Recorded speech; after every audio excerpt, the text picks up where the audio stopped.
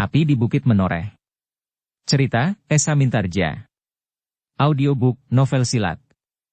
Bab 173.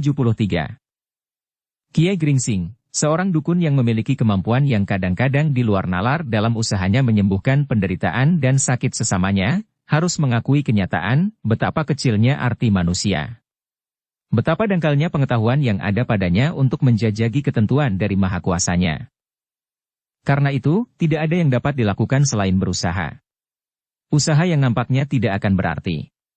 Tetapi tanpa memutuskan kesempatan yang diberikan olehnya. Ketika matahari menjadi semakin rendah di barat, nafas Ki Gede Pemanahan mulai terganggu lagi. Tetapi hanya sebentar, karena Ki Gede sendiri berusaha untuk mengatasinya. Namun demikian tubuhnya sudah menjadi semakin lemah. Wajahnya menjadi semakin pucat, meskipun masih nampak di bibirnya senyum yang jernih. Ki Juru Martani menjadi semakin tekun menungguinya. Ia sama sekali sudah tidak meninggalkan Ki Gede dalam keadaannya. Bahkan kemudian Kiai Gringsing pun selalu berada di dalam bilik itu pula. Di Pendapa Ki Sumangkar, Ki Waskita, Ki Demang Sangkal Putung, dan beberapa orang tua di Mataram, para pemimpin serta Raden Sutawijaya beserta Agung Sedayu dan Swandaru duduk melingkar. Wajah-wajah mereka menjadi tegang. Rasa-rasanya mereka sedang menunggu sesuatu yang sangat mendebarkan. Sejenak kemudian Ki Gede masih memanggil beberapa orang pemimpin tanah Mataram yang baru dibuka itu. Diberikannya beberapa pesan tentang tugas-tugas mereka. Dengan demikian maka para pemimpin itu pun seolah-olah telah mendapat isyarat, bahwa sebenarnya lah Ki Gede Pemanahan tidak dapat ditahan-tahan lagi. Malam yang kemudian turun menyelimuti tanah Mataram, rasa-rasanya membuat setiap hati menjadi suram pula. Lampu minyak yang dinyalakan di pendapa dan di sudut-sudut rumah dan regol nampak berkeredipan ngelangut. Mereka yang duduk di pendapa hampir tidak beringsut sama sekali dari tempatnya.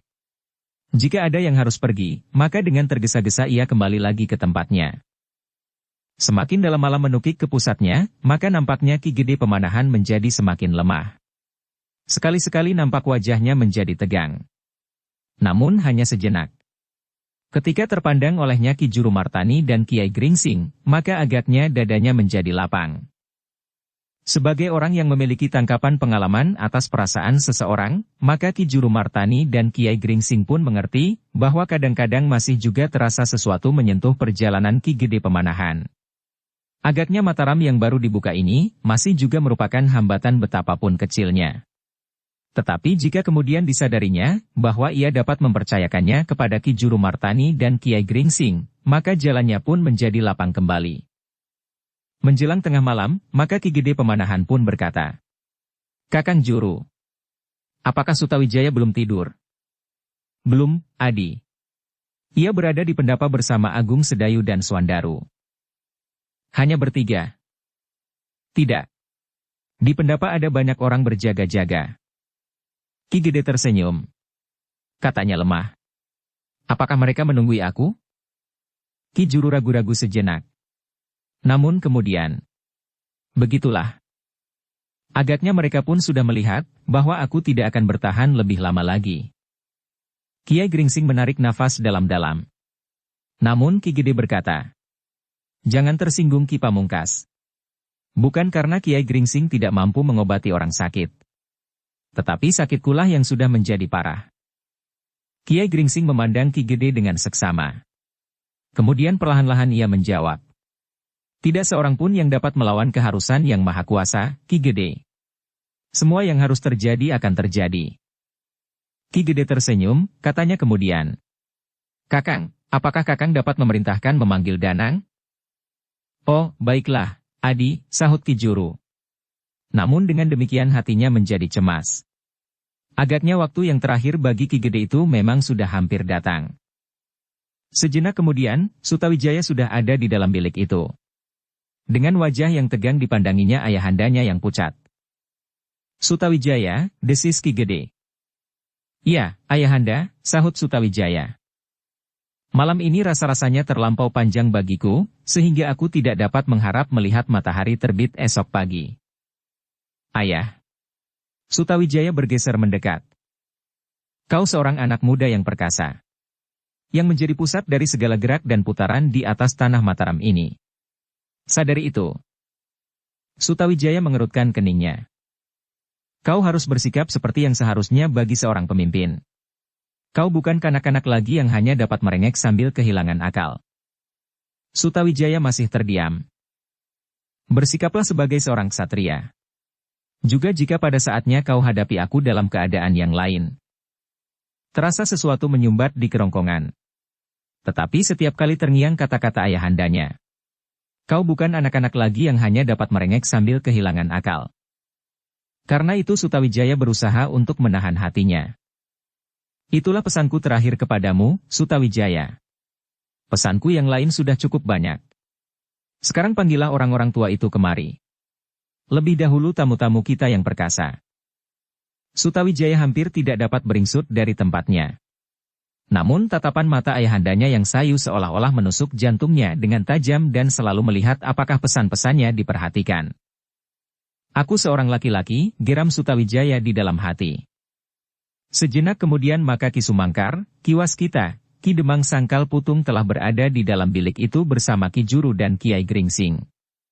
Dengan dada yang berdebar-debar mereka melihat nafas Ki Gede yang sudah menjadi semakin lambat. Aku mohon diri, desisnya. Ki Gede. Kiai Gringsing meraba tangannya. Ki Gede Pemanahan masih tersenyum.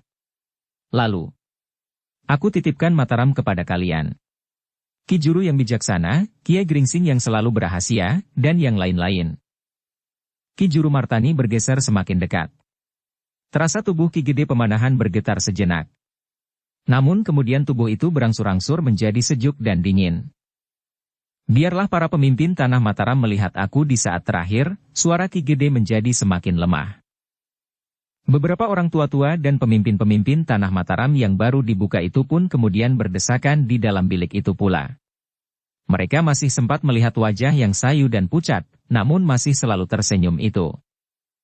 Tanah Mataram ada di tangan kalian, desis Ki Gede Pemanahan.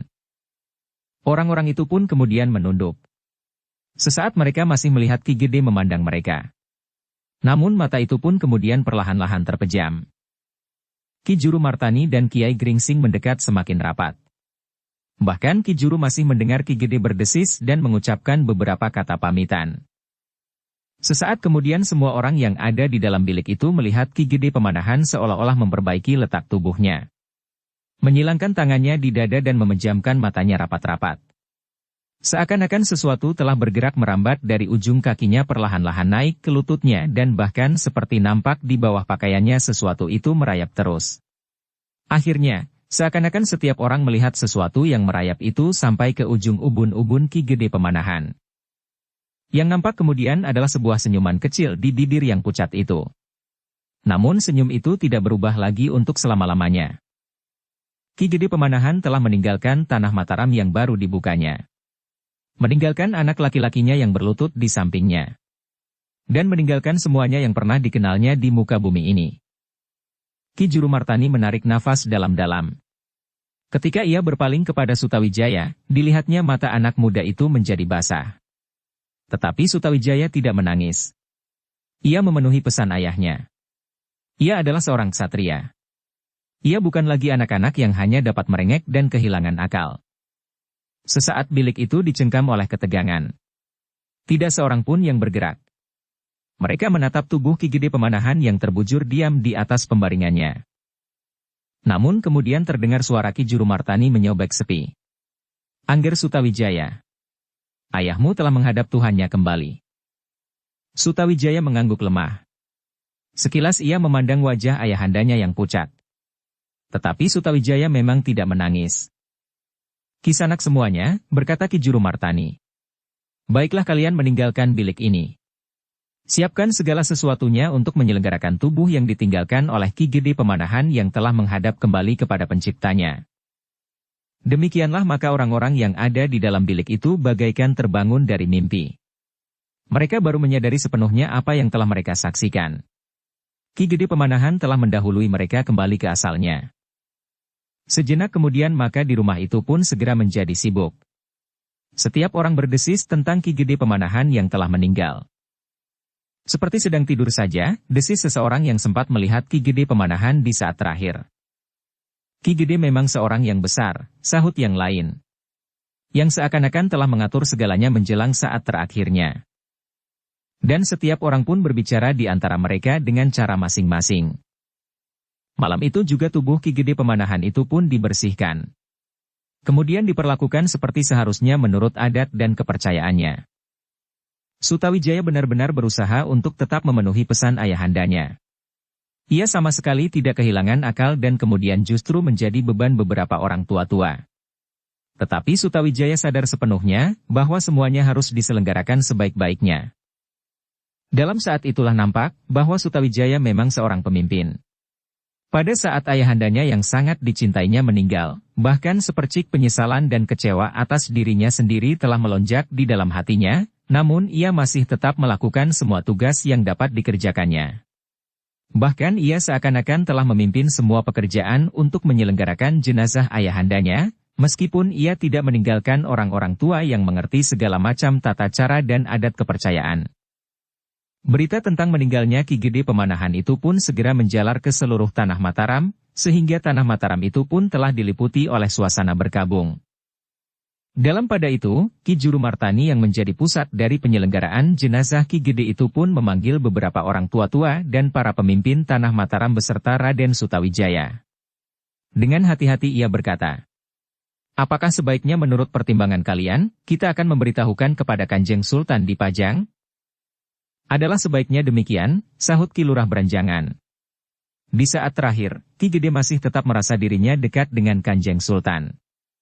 Meskipun seandainya Kanjeng Sultan di Pajang tidak dapat menengok jenazah Gede karena sesuatu hal. Yang lain pun mengangguk-anggukan kepalanya. Tidak seorang pun di antara mereka yang menolak. Namun ketika tatapan mata Ki Juru Martani menyentuh wajah Sutawijaya nampaklah bahwa ada sesuatu yang bergejolak di dalam hatinya. Meskipun demikian, Sutawijaya sama sekali tidak mengatakan apapun juga. Ki Juru Martani yang melihat sekilas wajah itu, segera dapat mengetahui bahwa ada sesuatu yang tidak berkenan di hati anak muda itu. Tetapi karena Sutawijaya tidak mengatakan apapun juga, maka Ki Juru pun tidak menanggapinya. Bahkan Ki Juru Martani pun kemudian bertanya, "Siapakah di antara kita yang paling pantas menghadap Kanjeng Sultan di Pajang?" Beberapa orang tanpa menyadarinya berpaling kepada Kiai Gringsing. Namun sebelum salah seorang dari mereka menyebut namanya, Ki Juru yang tahu pasti bahwa Kiai Gringsing tidak akan bersedia memenuhinya berkata, "Sebaiknya salah seorang pemimpin tanah Mataram yang sedang berkembang." Wajah-wajah yang memandang Kiai Gringsing pun segera berpaling. Mereka kini memandang Ki Lurah Beranjangan. Namun Ki Lurah telah mendahului. "Aku adalah seorang pelarian dari Pajang. Mungkin bukan akulah orang yang paling tepat untuk menghadap Kanjeng Sultan Hadiwijaya." Ki Juru pun dapat mengerti alasan Ki Lurah Beranjangan, sehingga karena itu, maka akhirnya ia pun menunjuk seorang setengah baya yang datang ke Mataram bukan sebagai seorang pelarian dari Pajang. Tetapi ia benar-benar seorang yang datang untuk ikut serta membuka alas Mentaok. "Aku belum pernah menghadap Sultan di Pajang," berkata orang itu. "Unggah-ungguh dan adat tata cara aku sama sekali tidak mengenal. Karena itu mungkin kedatanganku justru akan membuat Kanjeng Sultan menjadi murka." Ki Juru Martani mengangguk-angguk. Akhirnya tidak ada pilihan lain kecuali Ki Juru Martani sendirilah yang akan pergi ke Pajang. "Baiklah jika demikian. Aku sendirilah yang akan pergi ke Pajang. Aku serahkan jenazah Ki Gede Mataram di dalam penjagaan kalian. Tunggulah sampai aku kembali. Aku akan berpacu tanpa berhenti ke Pajang dan demikian aku menghadap Sultan aku akan segera kembali." "Apakah jenazah ini harus bermalam semalam di rumah ini, Ki Juru?" bertanya Ki Lurah Beranjangan. "Ya. Jenazah ini akan bermalam satu malam. Besok pagi-pagi jenazah ini akan dikebumikan." "Jadi Pamanda akan pergi sendiri?" bertanya Sutawijaya lalu. "Apakah Pamanda memerlukan pengawal?" Ki Juru memandang Sutawijaya sejenak. Tetapi ia menggelengkan kepalanya. "Aku tidak memerlukan pengawal, Angger. Yang aku perlukan adalah seekor kuda yang tegar. Suruhlah seseorang menyiapkan kuda. Aku tidak akan menunggu sampai pagi. Aku akan segera berangkat. Mudah-mudahan malam nanti aku sudah berada di sini kembali." "Pamanda," berkata Sutawijaya. "Sebaiknya Pamanda membawa pengawal secukupnya. Pamanda harus ingat apa yang telah terjadi atas ayahanda. Meskipun, ayahanda meninggal bukan semata-mata karena lukanya ketika ia dicegat oleh orang-orang yang tidak dikenal itu, namun kemungkinan serupa akan dapat terjadi atas Pamanda. Setelah Pamanda menghadap ayahanda Sultan Pajang. Kemudian di perjalanan kembali peristiwa itu dapat terulang. Orang-orang yang tidak senang melihat Mataram berkembang menganggap bahwa Pamanda telah menggantikan kedudukan ayahanda di sini dan mereka pun akan menyergap Pamanda seperti yang pernah mereka lakukan atas ayahanda. Ki Jurumartani memandang Sutawijaya sejenak. Namun kemudian ia tersenyum. Katanya, semua orang mengetahui bahwa aku tidak akan dapat menggantikan kedudukan Adi Pemanahan. Aku hanya orang yang kebetulan dekat dengan ayahandamu. Tetapi bukan semestinya aku menggantikan kedudukannya di dalam lingkungan apapun. Tetapi orang-orang itu tidak akan mau mengerti Pamanda, jawab Sutawijaya. Karena itu, apakah salahnya jika Pamanda menjadi berhati-hati setelah terjadi kecurangan atas ayahanda? Para pemimpin di Pajang sudah tidak lagi mengenal sopan santun dan sifat-sifat jantan seorang kesatria. Ki Juru mengerutkan keningnya. Namun sebelum ia menjawab, Kiai Gringsing berkata, Ki Juru, ada juga kebenarannya pendapat Raden Sutawijaya. Tetapi tentu juga tidak sepantasnya jika Ki Juru membawa pengawal yang lengkap memasuki kota Pajang dalam keadaan serupa ini. Pengawal-pengawal itu dapat menunggu di luar kota, potong Sutawijaya. Memang akan dapat timbul salah paham dengan pengawal kota. Lalu, menurut pendapatku, sebaiknya Ki Jurumartani menghadap Kanjeng Sultan Pajang dengan seorang kawan yang bukan berasal dari Pajang. Orang itu adalah Ki Waskita. Jika terjadi sesuatu, maka Ki Waskita akan dapat membantu Ki Jurumartani di dalam beberapa hal. Ki Juru menarik nafas dalam-dalam. Kepalanya terangguk-angguk kecil. Kemudian katanya, biarlah, Kiai. Aku tidak berkeberatan jika Ki Waskita bersedia. Aku mohon, desis Raden Sutawijaya. Ki Waskita menarik nafas dalam-dalam. Namun kemudian katanya, baiklah. Aku akan pergi menemani Ki Jurumartani. Tetapi di dalam perjalanan itu, aku adalah seorang pengawal tanah Mataram. Tidak lebih. Sehingga aku tidak akan berbuat lain kecuali mengawal Ki Jurumartani. Raden Sutawijaya menarik nafas dalam-dalam. Ia sudah mengenal Ki Waskita dengan baik, sehingga karena itu, maka ia tidak akan selalu dikejar oleh kecemasan akan kepergian Ki Jurumartani. Sebenarnya Raden Sutawijaya lebih senang apabila selain Ki Waskita berangkat juga Ki Sumangkar atau Kiai Gringsing. Tetapi Raden Sutawijaya itu pun kemudian menyadari bahwa keduanya pun agaknya akan berkeberatan. Dengan demikian, maka Ki Jurumartani pun kemudian memerintahkan menyiapkan 2 ekor kuda. Kemudian katanya, maaf, Ki Waskita. Ki Waskita adalah tamu yang seharusnya mendapat penghormatan dan hidangan. Namun di sini Ki Waskita harus ikut disibukkan dengan tugas ini. Ah, tidak apa-apa, Ki Juru. Kiai Gringsing berada di tanah perdikan menoreh sebagai tamu. Tetapi setiap kali ia turut pula di dalam keadaan yang sulit. Demikianlah maka kedua orang itu pun minta diri kepada para tetua dan pemimpin tanah Mataram. Mereka menitipkan jenazah Ki Gede agar dijaga baik-baik. Kepada Raden Sutawijaya Ki Juru memberikan banyak pesan. Sebagai seorang pemimpin yang masih muda ia harus banyak belajar dan mendengar dari orang-orang tua. Terutama Kiai Gringsing dan kawan-kawannya. Sebelum matahari naik, kedua orang itu sudah berpacu meninggalkan Mataram menuju ke Pajang. Mereka tidak menghiraukan apapun juga di perjalanan itu selain secepat-cepatnya sampai ke Pajang menghadap Kanjeng Sultan Hadiwijaya menyampaikan berita kematian Ki Gede Pemanahan. Seorang yang pernah menjadi panglima prajurit Wiratamtama di Pajang dan yang pernah mendapat kepercayaan Kanjeng Sultan sepenuhnya. Lebih dari itu, Ki Gede Pemanahan adalah ayah Raden Sutawijaya, putra angkat Kanjeng Sultan yang sangat dikasihinya. Angin pagi yang dingin mengusap wajah kedua orang tua yang sedang berpacu itu. Langit yang menjadi semakin merah membayang di atas cakrawala. Dan kedua ekor kuda itu berderap semakin cepat. Ki Waskita sempat juga memandangi tanah persawahan yang subur di sepanjang perjalanan. Tanah yang kini sudah menjadi tanah garapan. Beberapa saat yang lewat, tanah ini adalah bagian dari hutan yang lebat. Tetapi kini tanah ini sudah menjadi tanah persawahan yang hijau subur, desis Ki Waskita. Benar-benar suatu kerja raksasa yang sebelumnya sulit dibayangkan. Hampir setiap orang semula meragukan hasil yang akan dapat dicapai oleh Adi Pemanahan serta puteranya yang keras hati itu. Apalagi dengan berbagai macam rintangan yang dialami oleh mereka. Namun akhirnya Mataram telah terwujud, dan semakin lama menjadi semakin ramai, sahut Ki Juru Martani. Tetapi agaknya iri hati justru menjadi semakin membakar hati orang-orang yang tamak di Pajang. Ki Waskita mengangguk-angguk. Ketika ia memandang ke depan, di hadapannya terhampar sebuah bulak yang sangat panjang, yang seakan-akan tidak berbatas sampai ke ujung cakrawala. Dalam pada itu kedua ekor kuda itu berpacu semakin cepat. Jalan-jalan nampaknya sudah menjadi semakin baik, dan keamanan pun menjadi semakin maju. Menjelang matahari terbit, beberapa orang sudah nampak berjalan menuju ke pusat pemerintahan Tanah Mataram dengan membawa berbagai macam barang dagangan. Barang-barang anyaman, hasil kebun, dan gula kelapa. Bahkan nampak beberapa buah pedati kayu berjalan terguncang-guncang di atas jalan yang panjang. Padukuhan demi padukuhan telah mereka lalui. Namun akhirnya mereka melihat seleret pepohonan bagaikan pebukitan yang terbaring melintang perjalanan mereka. Alas Tambak Baya, desis Ki Juru. Alas yang masih belum terbuka, sahut Ki Waskita. Alas itu cukup lebat, meskipun tidak selebat alas Mentaok. Tetapi sekarang, jalur jalan yang membelah hutan itu telah cukup baik dilalui.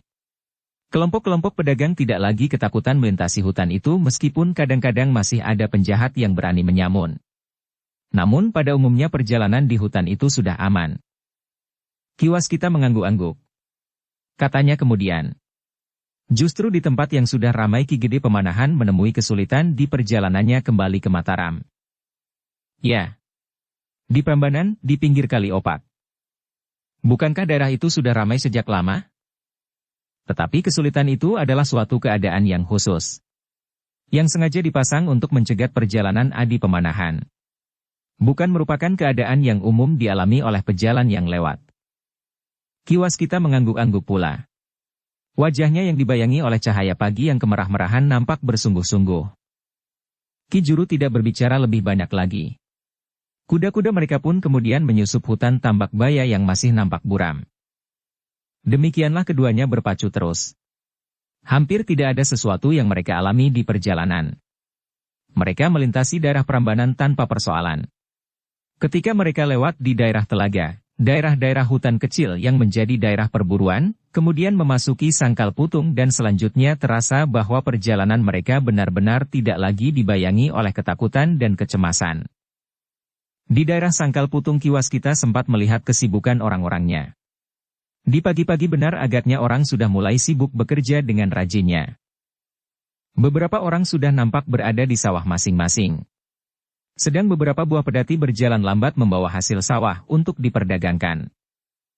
Ki Juru Martani pun agaknya tertarik pada dataran yang hijau, seakan-akan terbentang sampai ke kaki Gunung Merapi.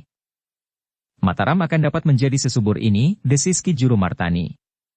Apabila orang-orang yang membuka hutan itu tetap rajin seperti sekarang, maka dapat diharapkan dalam waktu yang singkat, Mataram akan menjadi negeri yang ramai. Meskipun bukan semata-mata karena tanahnya yang subur serta luas, tetapi juga karena yang memimpin tanah yang baru tumbuh itu adalah Ki Gede Pemanahan dan Raden Sutawijaya. Ki Gede Pemanahan mempunyai pengaruh yang luas sekali, gumam Ki Waskita. Ya. Seluruh daerah Pajang mengakuinya. Ia adalah seorang perwira yang pilih tanding. Ki Waskita mengangguk. Tetapi bukan karena kemampuan dan ilmunya saja Ki Gede Pemanahan disegani, tetapi lebih-lebih lagi karena ia seorang yang baik. Baik dalam melakukan tugasnya, dan baik sebagai seseorang yang hidup di dalam suatu lingkungan yang luas. Pajang tentu merasa kehilangan, desis Ki Waskita. Sebagian besar akan merasa kehilangan. Tetapi yang lain merasa lapang. Mereka sudah lama menginginkan Ki Gede dilenyapkan.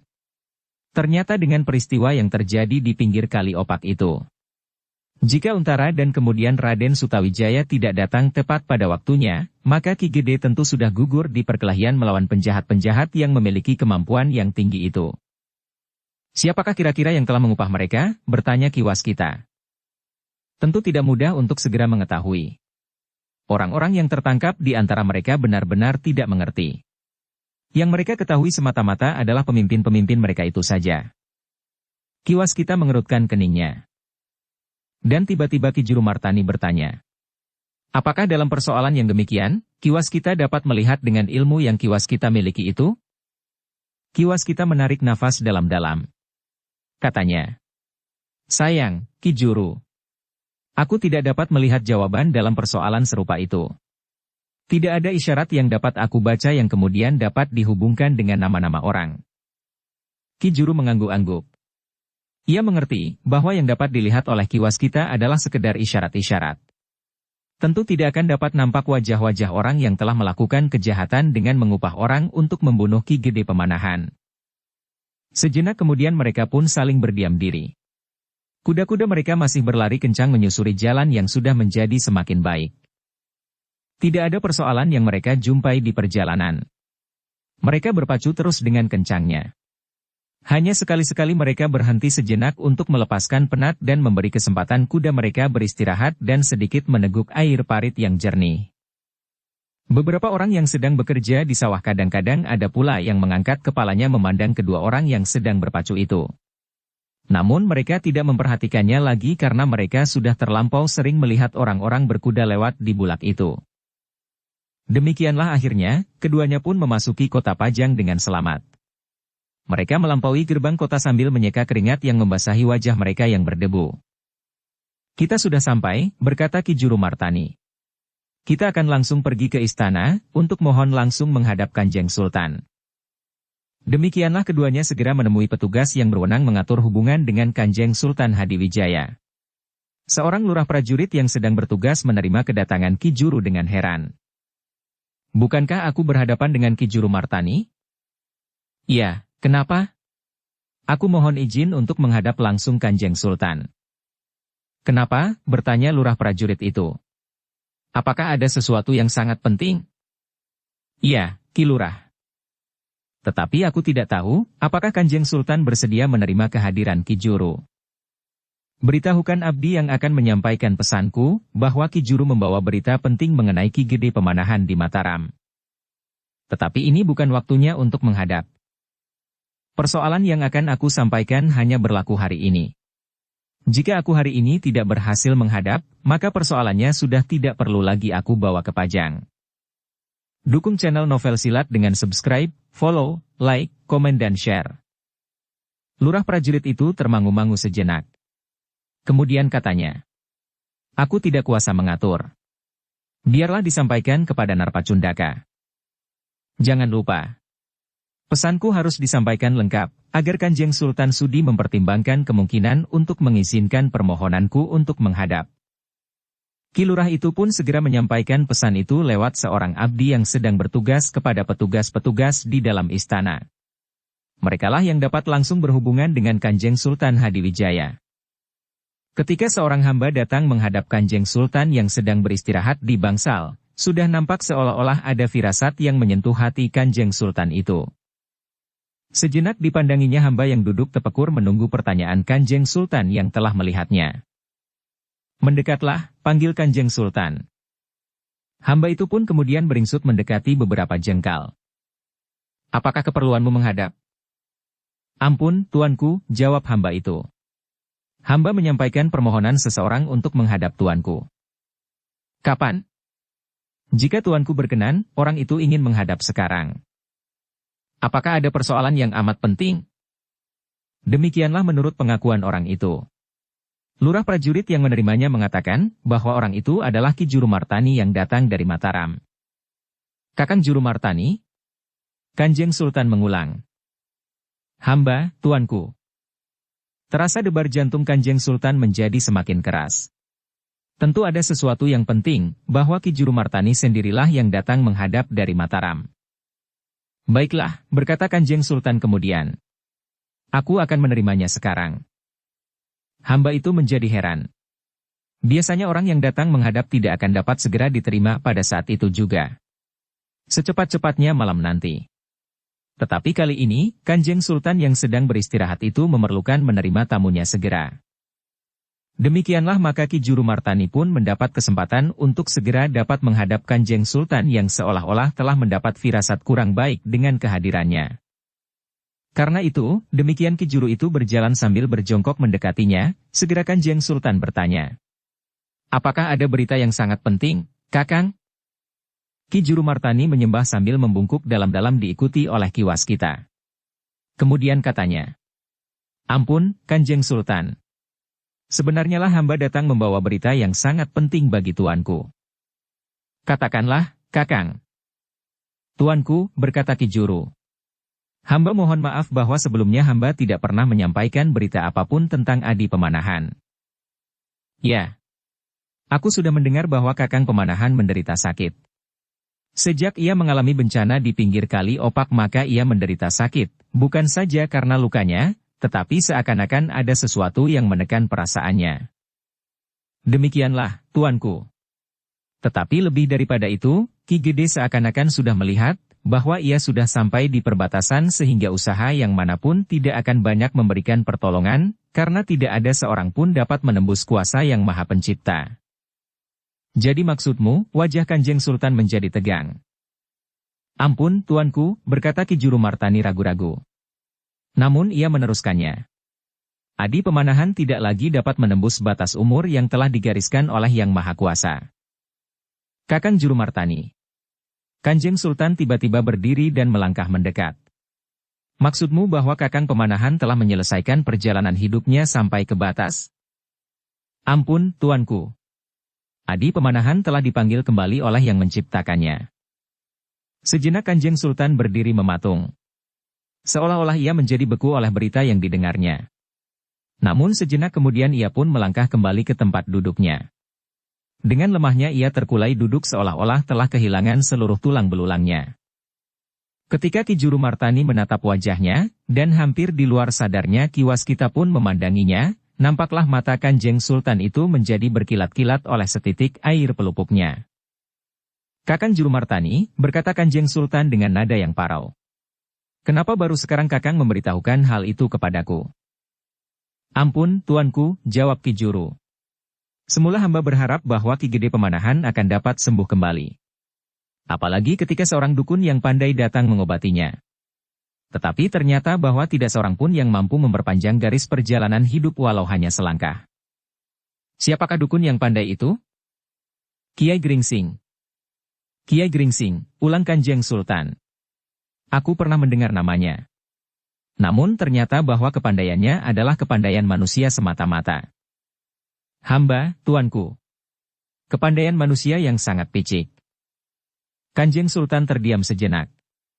Dipandanginya cahaya matahari yang serasa membakar longkangan di depan bangsal, dari sela-sela pintu yang sedikit renggang.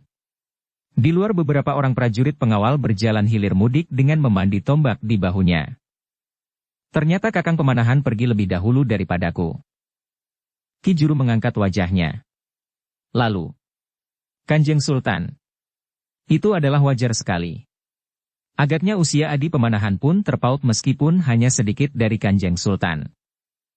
Tetapi ia masih lebih muda dari Kakang Juru Martani. Ki Juru tidak menyahut. Kanjeng Sultan pun kemudian terdiam pula sesaat. Direnunginya hubungannya dengan Ki Gede Pemanahan sejak puluhan tahun yang lampau, pada saat mereka bertiga bersama Ki Penjawi menyusuri lembah dan lereng-lereng pebukitan. Pada saat mereka bertiga menuntut ilmu. Dan terngiang sebuah pesan dari seorang yang seakan-akan melihat masa depan mereka. Jangan terpisah-pisahkan. Kanjeng Sultan menarik nafas dalam-dalam. Ki Gede Pemanahan seolah-olah adalah saudaranya sendiri. Ketika Ki Gede Pemanahan meninggalkan Pajang karena ia terlambat memberikan tanah Mataram, maka hatinya menjadi sangat sedih. Kenapa Kakang Pemanahan sampai hati melepaskan kedudukannya dan meninggalkan Pajang? Apakah ia sudah lupa sama sekali akan pesan yang pernah kami dengar bertiga dari seorang yang seolah-olah mengetahui apa yang akan terjadi? Ketika itu, Kanjeng Sultan yang masih muda, yang masih bernama Mas Karbet dan yang juga disebut Jaka Tingkir, pergi berguru bertiga dengan Pemanahan dan Penjawi. Mas Karbet yang baru pertama kali menghadap seorang yang memiliki ketajaman penglihatan itu, duduk agak jauh di belakang Pemanahan dan Penjawi. Tetapi orang yang memiliki ketajaman penglihatan itu melambaikan tangannya dan memanggilnya. Karbet, kemarilah. Duduklah di paling depan, karena engkaulah kelak yang akan memimpin di antara kalian bertiga. Tetapi aku harap bahwa kalian bertiga akan tetap merupakan satu kesatuan. Jangan terpisah-pisahkan lagi. Ternyata kemudian bahwa Mas Karbetlah yang paling berhasil di antara mereka bertiga. Ketika ketiganya merasa telah cukup berguru, maka mereka bertiga ingin mendapatkan pengalaman masing-masing. Meskipun mereka untuk sementara akan berpisah, tetapi mereka berjanji bahwa kelak mereka akan bersatu dan tidak akan terpisah-pisahkan lagi setelah mereka memiliki pengalaman sebanyak-banyaknya sebagai bekal hidup mereka. Dalam pada itu Mas Karbet masih sempat tinggal di Padepokan Karangtumaritis, menjadi seorang putut pada Panembahan yang menyebut dirinya Panembahan Ismaya. Kemudian lewat Banyu Biru dan kembali ke istana sebagai menantu Kanjeng Sultan Trenggana. Kanjeng Sultan Hadiwijaya yang pernah disebut Mas Karbet itu menundukkan kepalanya. Ia masih saja dikuasai oleh ingatannya. Sekilas terbayang sikap Ki Gede Pemanahan yang keras dan meninggalkannya sendiri, setelah Ki Penjawi berada di Pati. Kenapa Kakang Pemanahan mempunyai tuntutan sekeras itu? Apakah ia sudah tidak percaya lagi kepadaku, dan melupakan pesan bahwa kami tidak akan berpisah lagi? Namun kemudian Kanjeng Sultan itu mengusap dadanya sendiri dan berkata pula di dalam hatinya. Akulah yang bersalah. Kakang Penjawi yang seharusnya juga tidak terpisahkan itu sudah aku beri hadiah tanah Pati yang sudah terbuka. Kepala Kanjeng Sultan Hadiwijaya menjadi semakin tunduk dan ia masih berkata kepada dirinya sendiri di dalam hati. Akulah yang hilaf. Kenapa aku berbuat seperti itu?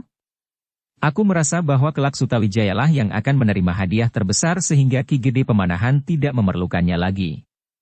Tetapi tanggapan Kakang Pemanahan agaknya berbeda, dan aku adalah raja yang tidak menepati janjinya. Dan kini akibatnya, ia seakan-akan telah terpisah dari Ki Gede Pemanahan dan terlebih-lebih lagi dengan anak angkatnya yang sangat dikasihinya. Hati Sutawijaya agaknya sekeras hati ayahandanya, berkata Kanjeng Sultan Hadiwijaya di dalam hatinya. Kembali angan-angannya menerawang ke masa silam. Ketika Raden Sutawijaya akan lahir terjadilah sesuatu yang aneh. Bayi itu tidak segera lahir, sehingga ibunya mengalami penderitaan yang lama. Kanjeng Sultan menarik nafas dalam-dalam sekali lagi. Dipandanginya wajah Ki Juru yang tertunduk. Orang itu pula yang memanggil aku, berkata Kanjeng Sultan di dalam hatinya sambil memandang Ki Juru Martani. Sebenarnya lah bahwa Ki Juru Martani telah memanggil Kanjeng Adipati saat itu. Dan sebenarnya lah setelah Adipati Pajang itu datang, Raden Sutawijaya pun segera lahir. Ternyata bahwa kedatangan Hadiwijaya memberikan pengaruh atas kelahiran anak itu, karena restunya. Karena itulah, maka Raden Sutawijaya pun pada saat itu juga dinyatakan menjadi anak angkatnya yang dipersamakan dengan anak-anaknya sendiri. Dalam pada itu, Ki Juru Martani pun menjadi tegang. Ia mengerti bahwa hati Kanjeng Sultan pasti tergores karena kematian Ki Gede Pemanahan. Karena itu, ia tidak berani mengganggu angan-angan yang agaknya sedang mencengkam Kanjeng Sultan Hadiwijaya. Baru sesaat kemudian terdengar Kanjeng Sultan berbicara dengan suara parau. Kakang Juru Martani. Jika itu sudah menjadi garis hidup Kakang Pemanahan, maka apa yang dapat kita lakukan? Tetapi aku merasa menyesal bahwa Kakang Pemanahan meninggalkan aku dengan kesan yang kurang baik. Maksud Kanjeng Sultan.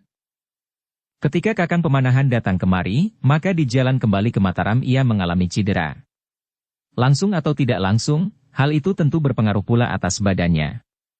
Kemudian yang lebih besar dari itu, ia belum berhasil melihat Mataram berkembang dengan baik. Bukankah dengan demikian kesan yang buruk terhadap diriku masih belum terhapus?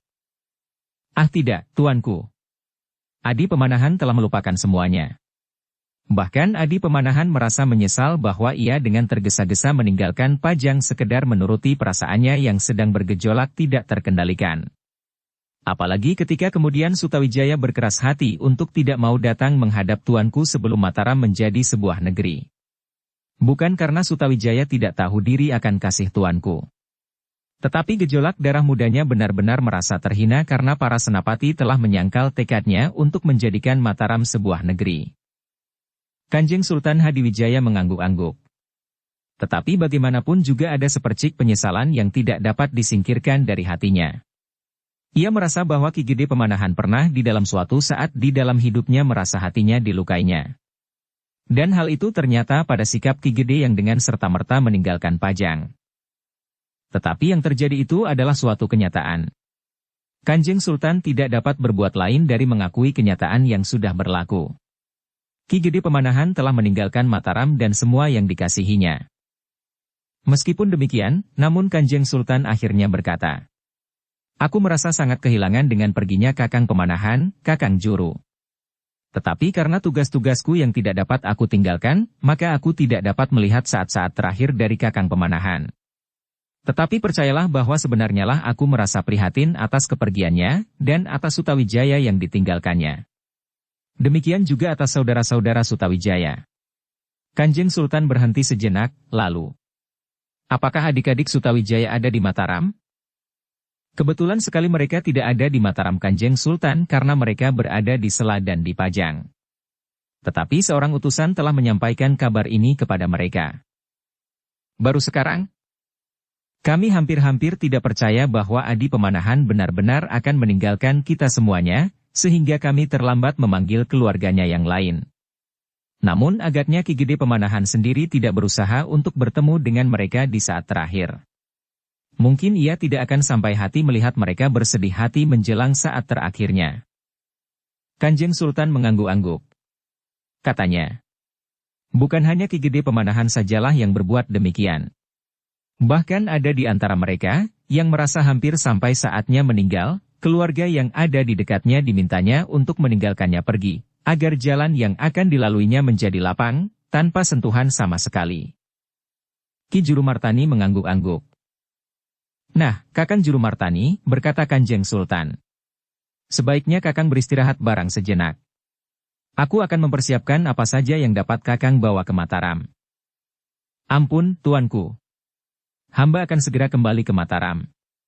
Di sana tidak ada orang tua yang cukup berpengaruh bagi Sutawijaya." Kanjeng Sultan merenung sejenak, lalu, "Baiklah, jika demikian, aku akan memerintahkan seseorang membawamu dan memberikan sesuatu kepadamu untuk jenazah Kakang Pemanahan." Demikianlah maka Ki Juru Martani pun kemudian menyembah sambil mohon diri untuk meninggalkan ruang itu dan selanjutnya kembali ke Mataram. Kanjeng Sultan Hadiwijaya tidak sempat bertanya siapakah kawan Ki Juru Martani itu. Ia menyangka bahwa ia adalah seorang di antara para pemimpin tanah Mataram. Ketika Ki Juru Martani kemudian meninggalkannya, maka diperintahkannya seseorang untuk ikut bersama Ki Juru dan memberikan seperti yang dipesankannya. "Bawalah songsong yang memang sudah aku siapkan untuk waktu yang agak lama itu ke Mataram," berkata Kanjeng Sultan itu kepada Ki Juru Martani sesaat Ki Juru akan pergi. "Dan berikanlah kepada Sutawijaya. Aku memberikan wisuda kepadanya untuk menjadi senapati di Mataram yang baru dibukanya itu." Dada Ki Juru menjadi berdebar-debar. Raden Sutawijaya telah dengan resmi diangkat oleh Kanjeng Sultan di Pajang menjadi Senapati Inggalaga. Dan lebih dari itu, telah diserahkan pula sebuah songsong yang berwarna kuning. Songsong kebesaran seorang yang memiliki kedudukan tertinggi, berkata Ki Juru di dalam hatinya. Tetapi ia tidak dapat lagi bertanya. Diterimanya songsong itu dari seorang abdi yang mendapat perintah untuk mengambilkan dan menyerahkan kepada Ki Juru Martani. Sudah barang tentu abdi itu tidak tahu sama sekali apakah maksud Kanjeng Sultan dengan menyerahkan songsong tersebut kepada Raden Sutawijaya. "Apakah kau tidak keliru?" hanya itu yang dapat ditanyakan kepada abdi itu. "Tidak, Ki Juru. Songsong inilah yang dimaksudkan. Aku tahu pasti, karena akulah yang menjaganya, membersihkannya dan memasang dan membuka selongsongnya setiap kali." Ki Juru Martani menarik nafas. Katanya, "Terima kasih. Jika kau yakin bahwa kau tidak keliru, maka baiklah aku menerimanya." Kemudian setelah ditutup dengan selongsong berwarna putih, maka Ki Juru Martani pun segera membawa payung itu keluar istana. Seperti pada saat Ki Gede Pemanahan datang menghadap, maka kehadiran Ki Juru pun sangat menarik perhatian. Beberapa orang kemudian mendapatkannya dan bertanya, kenapa dengan tergesa-gesa ia pergi menghadap Kanjeng Sultan. Karena Ki Juru sudah mengatakannya kepada Kanjeng Sultan, maka ia tidak berkeberatan untuk mengatakan kepada orang-orang itu, bahwa Ki Gede Pemanahan telah meninggal dunia. Berita itu memang mengejutkan. Ki Gede Pemanahan memang belum terlampau tua. Bahkan agak lebih muda dari Ki Juru Martani dan hanya sedikit lebih tua dari Kanjeng Sultan Hadiwijaya sendiri. Namun di antara mereka ada pula yang menerima berita itu dengan hati yang lega. Seolah-olah usahanya lah yang telah berhasil menyingkirkan Ki Gede Pemanahan dari Mataram. Dengan demikian maka berita tentang wafatnya Ki Gede Pemanahan itu pun segera tersebar. Baik yang menyesali maupun yang memang mengharapkannya, segera memperbincangkannya.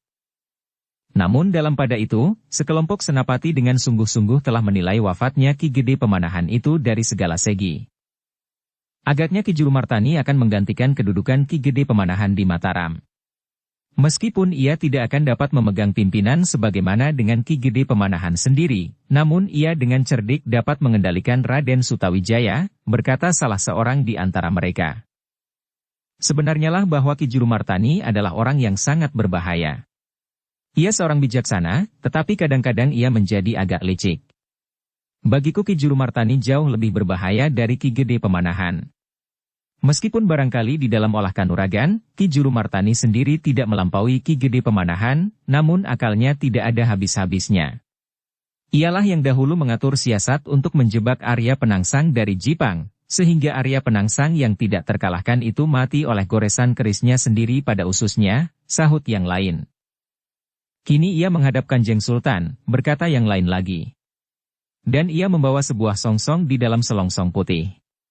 Tidak seorang pun yang tahu payung di dalam selongsong itu berwarna apa. Tetapi itu pertanda kehormatan yang besar bagi Raden Sutawijaya. Meskipun seandainya payung itu berwarna hijau sekalipun tanpa geleng kuning. Para senapati itu mengangguk-angguk. Mereka memang melihat pertanda bahwa Kanjeng Sultan agaknya sama sekali tidak berusaha menghambat perkembangan Mataram, meskipun jelas bagi Kanjeng Sultan bahwa Sutawijaya sama sekali tidak mau menghadap ke Pajang. Tetapi lebih daripada itu, puncak dari segala niat untuk menghentikan kegiatan Raden Sutawijaya adalah pamrih yang lebih besar lagi. Pajang memang sudah tidak dapat diharapkan lagi, berkata seorang senapati di dalam hatinya. Tetapi merebut kedudukan Hadiwijaya tidak akan berarti tanpa melenyapkan Sutawijaya terlebih dahulu. Dan alasan itulah sebenarnya, maka seorang senapati yang memiliki kemampuan olah kanuragan, tetapi juga kemampuan berpikir yang cerdas, telah berhasil membuat jarak yang nampak semakin jauh antara Pajang dan Mataram. Meskipun ia belum berhasil membenturkan dengan langsung Pajang dan Mataram. Tetapi senapati itu berhasil mendapat dukungan dari beberapa orang kawannya dengan alasan yang lain. Hanya 1-2 orang sajalah yang telah bersepakat untuk menjatuhkan Sultan Hadiwijaya sebagai alasan yang sesungguhnya. Sedang yang disebarkannya adalah perasaan benci kepada Raden Sutawijaya seolah-olah Raden Sutawijaya telah bersiap untuk memberontak melawan Pajang.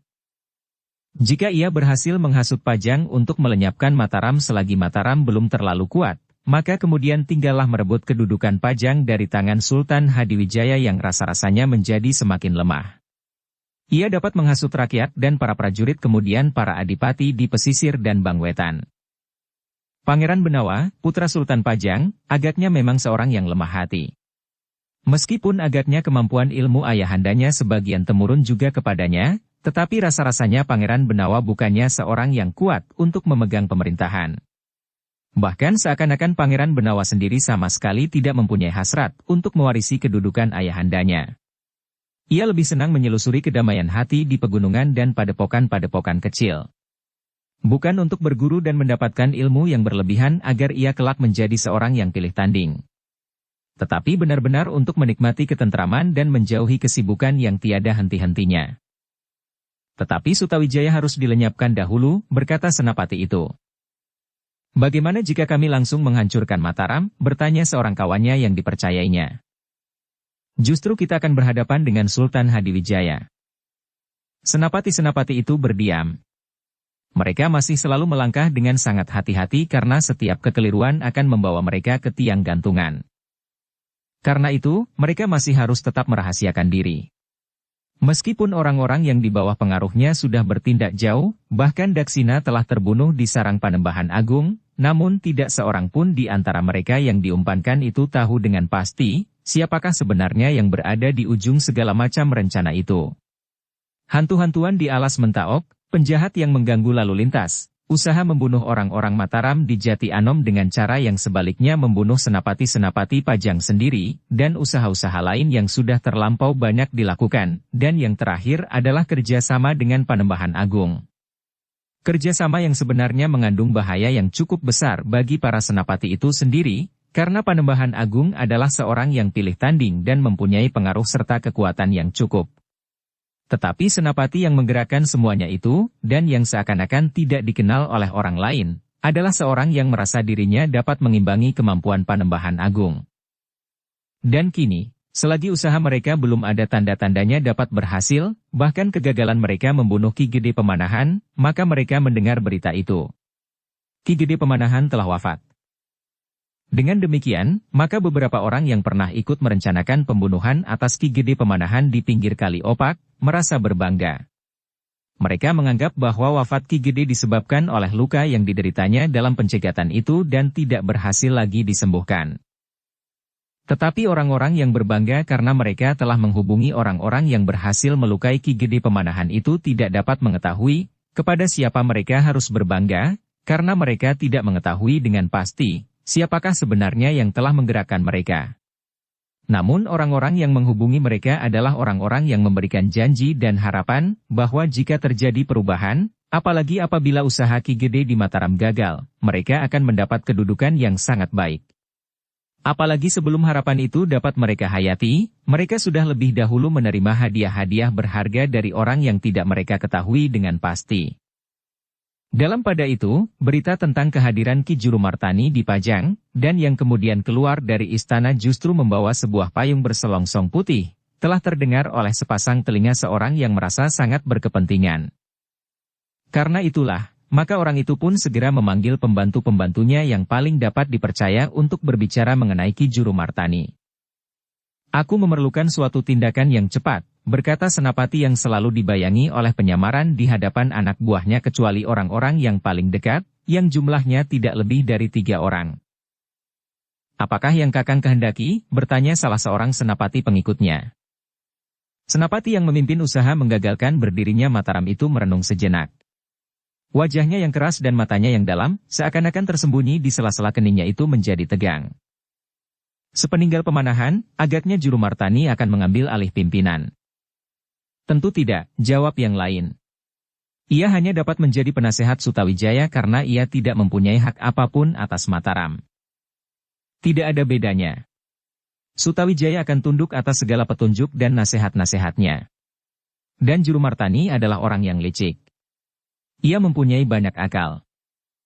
Kami memang sudah membicarakannya, desis seorang senapati. Dan hampir setiap orang menilai demikian. Karena itu, Ki Jurumartani tidak boleh dibiarkan kembali ke Mataram dengan songsong yang didapatkannya dari Kanjeng Sultan itu. Kita akan mencegatnya seperti Ki Gede Pemanahan? Ya. Usahakan bahwa Ki Juru dan kawannya yang mengawalnya itu benar-benar mati. Kebodohan kalian di masa kalian mencegat Ki Gede Pemanahan tidak boleh berulang. Untunglah waktu itu tidak ada orang-orang penting yang dapat ditangkap oleh Sutawijaya maupun Untara, sehingga dengan demikian kalian tidak perlu melakukan pembunuhan untuk memutuskan jalur penyelidikan orang-orang Pajang dan Mataram. Senapati yang lain mengangguk-angguk. Nah, sekarang lakukanlah. Tetapi ingat, jika terpaksa kalian gagal dan ada di antara orang-orang penting yang tertangkap, kalian harus bertindak cepat. Kalian harus membunuh senapati penghubung itu, agar tidak ada seorang pun yang dapat menarik garis sampai kepada kita di sini. Baik, Kakang Panji, jawab senapati yang lain hampir bersamaan. Tidak ada orang yang mengenal aku kecuali kalian. Itu harus kau sadari. Salah seorang dari kita memang dapat dipercaya. Maksudku, salah seorang dari kita akan memilih mati daripada membuka rahasia. Tetapi kita tidak dapat beranggapan demikian terhadap senapati-senapati yang lain. Jika mereka tertangkap maka mereka tentu akan berbicara. Mereka akan menganggap lebih baik menyebut salah seorang dari kita yang menghubunginya daripada harus mengalami hukuman yang paling berat. Senapati yang lain mengangguk-angguk. Nah, berbuatlah dengan cepat. Ki Jurumartani tentu akan segera meninggalkan Pajang, karena ia masih harus menyelenggarakan pemakaman Ki Gede Pemanahan. Senapati yang disebut sebagai pemimpin mereka itu terdiam sejenak, lalu. Ingat, jika terjadi kesalahan, bunuhlah jalur perantara itu. Dengan demikian kita akan tetap tidak dikenal. Demikianlah maka para senapati itu segera bertindak. Mereka tidak mau terlambat. Segera mereka menghubungi kawan-kawan mereka. Juga beberapa orang perwira. Tetapi merekalah yang disebut jalur-jalur yang harus segera diputuskan apabila usaha mereka gagal. Dan senapati yang langsung berhubungan dengan orang yang mereka sebut Kakang Panji itulah yang harus mengakhiri hidup mereka. Senapati-senapati itu merasa beruntung bahwa mereka belum terlambat. Ki Juru Martani dan seorang pengawalnya masih berada di Pajang. Mereka masih berbicara dengan beberapa orang sahabat-sahabatnya terdekat sebelum mereka kembali ke Mataram. Kita pergi bersama, berkata seorang perwira yang akan pergi ke Mataram untuk memberikan penghormatan yang terakhir kepada Ki Gede Pemanahan. Tentu kami akan sangat berterima kasih atas kehadiran kalian. Tetapi maaf, kami akan pergi lebih dahulu, masih banyak yang harus dikerjakan. Sahabat-sahabatnya dapat mengerti kesibukan Ki Juru Martani sehingga mereka pun kemudian berkata, "Baiklah, Ki Juru. Kami akan segera menyusul." Kesediaan beberapa orang pemimpin Pajang untuk menghadiri pemakaman Ki Gede Pemanahan membuat hati Ki Juru menjadi sejuk.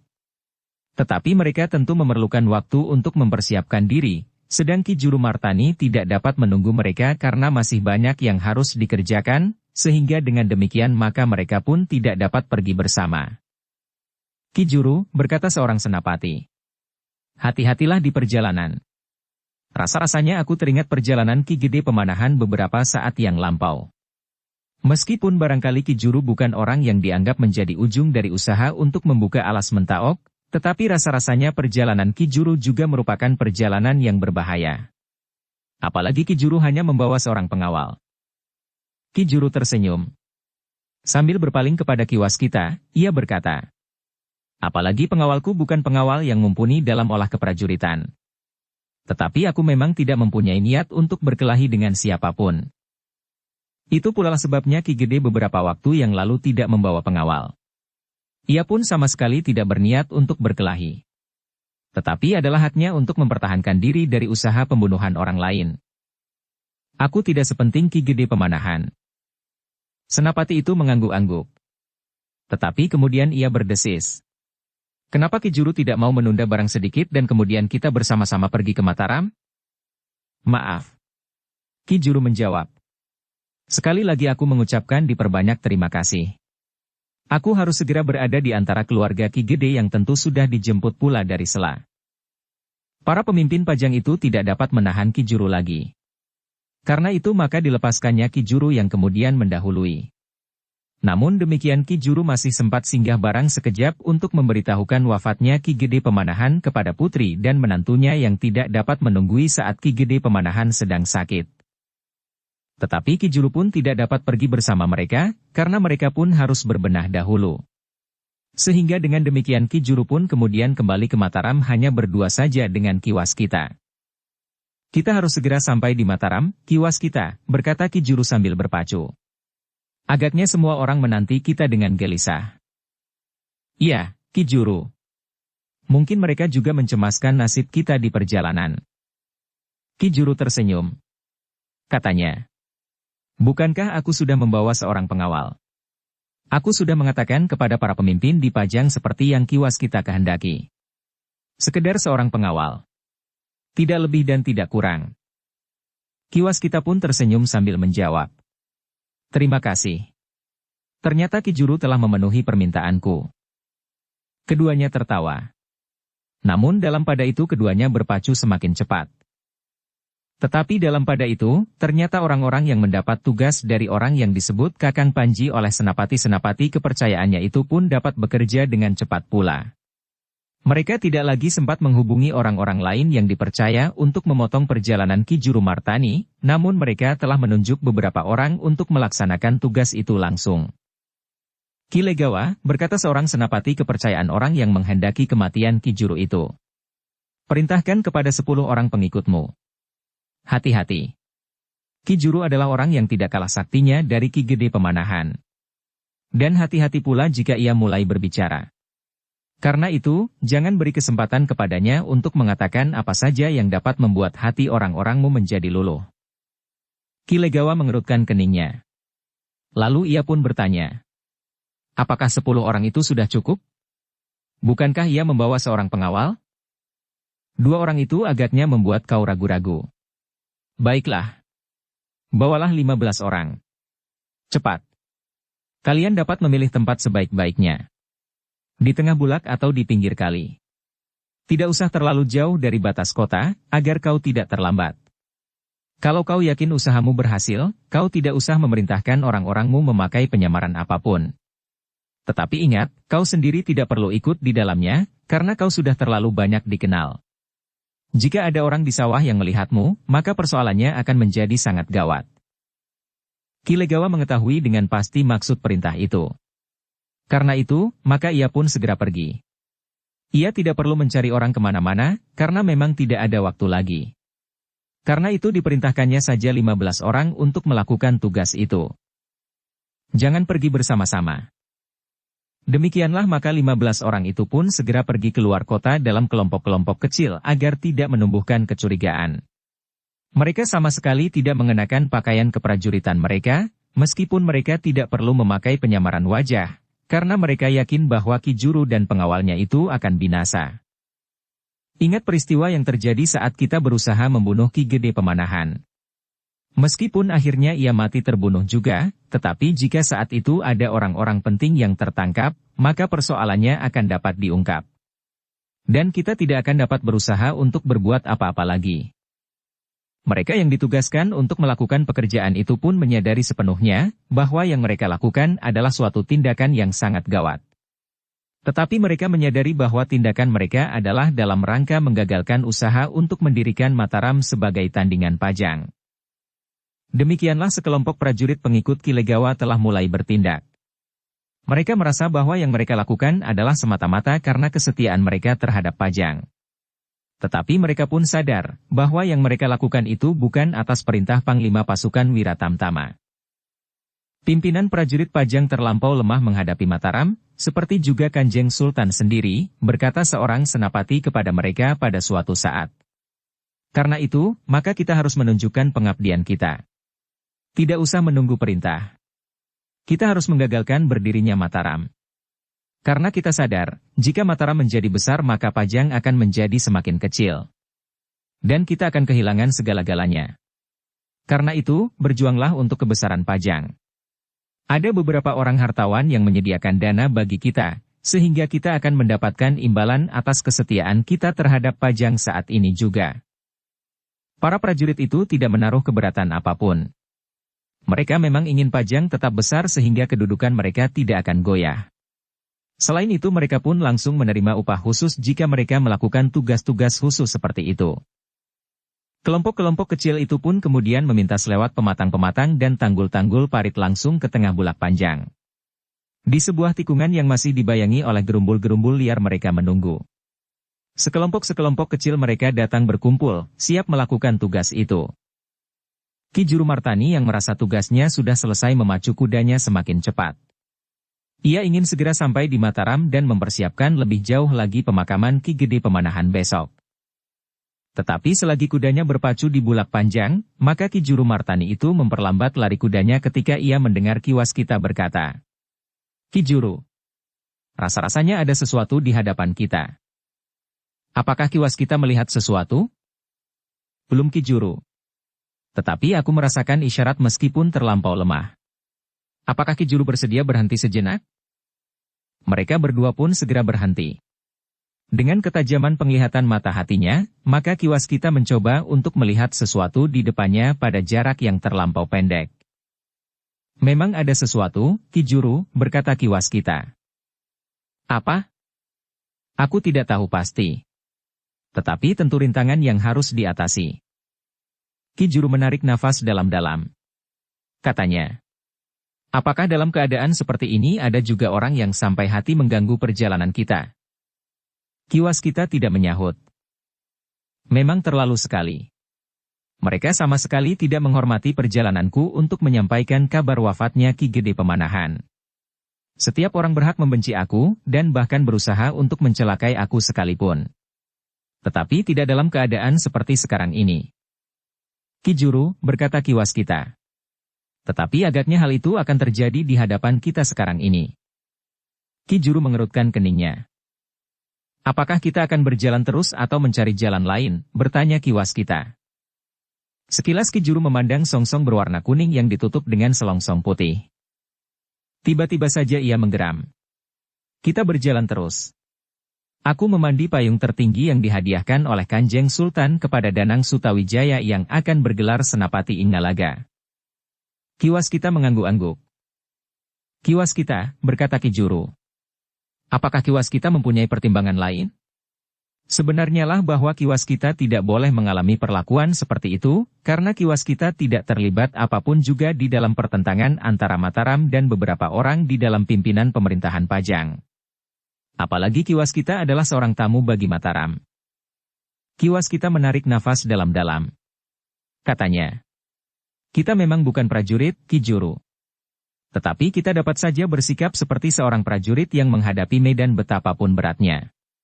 Dan Ki Juru jangan lupa, aku adalah orang pengawal yang mengikuti Ki Juru. Ki Juru Martani masih sempat tersenyum. Ia sudah mendengar bahwa kiwas kita mempunyai kemampuan bertempur yang tidak ada taranya. Karena itu Ki Juru berkata, baiklah. Aku mempunyai seorang pengawal yang pilih tanding. Sekarang pengawalku harus membuktikan kepadaku kemampuannya. Kemudian aku akan menentukan apakah ia masih akan tetap dapat menjadi pengawalku atau aku harus memecatnya. Kiwas kita pun kemudian tertawa pula. Katanya, baik, Ki Juru. Marilah. Kita berjalan terus. Sebenarnya lah pekerjaanku kali ini tidak akan terlampau berat, karena orang yang aku kawal memiliki kemampuan hampir tidak ada batasnya. Ah, desah Ki Juru. Tetapi ia tidak menjawab. Demikianlah maka kuda mereka pun mulai bergerak kembali. Tidak terlampau cepat. Tetapi mereka menjadi sangat berhati-hati. Terasa angin yang lembut mengusap wajah-wajah yang tegang itu. Sehelai-sehelai rambut Ki Juru yang sudah mulai dihiasi dengan warna putih, seakan-akan menggelepar di luar ikat kepalanya. Sedang matanya dengan tajamnya memandang ke depan, ke segala bentuk yang ada di hadapannya. Ki Juru Martani itu pun kemudian menarik nafas panjang. Ia melihat sesuatu bergerak di balik gerumbul-gerumbul liar. Ternyata bahwa bukan hanya Ki Juru sajalah yang melihat sesuatu yang bergerak di balik gerumbul, tetapi kiwas kita pun mulai melihatnya pula. Agaknya kita memang harus mengatasi kesulitan ini, Ki Juru, berkata kiwas kita. Ki Juru Martani merenung sejenak. Ia membawa payung pemberian Sultan Pajang. Karena itu, ia harus mempertahankannya jika ada orang lain yang ingin merampasnya. Perlahan-lahan kepalanya terangguk. Katanya seperti kepada dirinya sendiri. Tidak ada pilihan lain. Mereka berdua pun kemudian terdiam. Bayangan yang bergerak di balik gerumbul itu pun seakan-akan menjadi semakin banyak. Cukup banyak orang, berkata Ki Juru. Agaknya mereka merasa berhasil dengan cara itu. Meskipun Ki Gede tidak langsung terbunuh, tetapi menurut anggapan mereka, akhirnya Ki Gede Pemanahan pun wafat pula. Mereka mengulangi cara yang pernah dilakukannya itu. Ki Juru mengangguk-angguk. Katanya, mengulangi cara yang pernah dilakukan di dalam persoalan seperti ini sebenarnya adalah perbuatan yang bodoh. Tetapi ternyata mereka pun agaknya akan berhasil. Kitalah yang sebenarnya lebih bodoh dari mereka, karena kita telah mengulangi kesalahan yang sama seperti yang dilakukan oleh Ki Gede Pemanahan. Kiwas kita tidak menyahut, tetapi kepalanya terangguk-angguk. Kuda kedua orang Mataram itu pun semakin lama menjadi semakin dekat dengan gerumbul liar di pinggir sawah itu. Orang-orang yang menunggu itu pun menjadi gelisah pula. Sebentar lagi mereka harus meloncat menerkam lawan yang menjadi semakin dekat. Memang hanya 2 orang, desis salah seorang prajurit yang mencegat perjalanan Ki Juru itu. Mereka memang orang-orang dungu, berkata lurah prajurit yang memimpin mereka. Mereka mengulangi kesalahan yang pernah dilakukan oleh Ki Gede Pemanahan. Tetapi yang lain menjawab, bukan karena dungu. Tetapi mereka adalah orang-orang sombong yang merasa dirinya tidak terkalahkan. Mereka menganggap bahwa orang-orang Pajang tidak akan berdaya menghadapi Ki Juru Martani dan pengawalnya itu. Bukan main, desis yang lain. Keduanya benar-benar harus dibinasakan. Bukan saja karena perintah dalam hubungannya untuk mencegah meluasnya Mataram. Tetapi mereka memang sudah menghina kita. Para prajurit itu pun segera bersiap. Mereka berada di sebelah menyebelah jalan. Namun mereka sudah bersepakat, apabila mereka mendengar aba-aba diteriakan, mereka akan berloncatan bersama-sama menerkam Ki Juru Martani dan pengawalnya. Demikian teliti lurah prajurit yang memimpin pencegatan itu mengatur anak buahnya, sehingga siapa yang harus menerkam Ki Juru Martani, dan siapa yang harus menyerang pengawalnya sudah ditentukan pula. 10 orang harus melawan Ki Juru Martani, berkata lurah prajurit itu. Selebihnya melawan pengawalnya. Dengan hampir tidak sabar lagi prajurit itu menunggu. Kuda Ki Juru Martani dan pengawalnya rasa-rasanya berjalan terlampau malas. Akhirnya kuda itu menjadi semakin dekat. Lurah prajurit itu pun sudah siap meneriakkan aba-aba. Demikian kedua ekor kuda itu memasuki daerah mereka, maka aba-aba pun harus diteriakkan. Ki Juru dan Ki Waskita yang sudah melihat orang-orang yang bersembunyi itu pun menjadi semakin berhati-hati. Meskipun tidak pasti jumlahnya, tetapi mereka berdua dapat menduga bahwa orang-orang yang mencegat mereka itu jumlahnya cukup banyak. Kita memerlukan waktu yang panjang, berkata Ki Juru. Sedang jenazah Adi Pemanahan minta segera diselesaikan. Iya, Ki Juru, berkata Ki Waskita. Atau bahkan kita tidak akan dapat kembali sama kali untuk selamanya. Ki Juru Martani menarik nafas dalam-dalam. Orang-orang yang mencegatnya tentu orang-orang pilihan.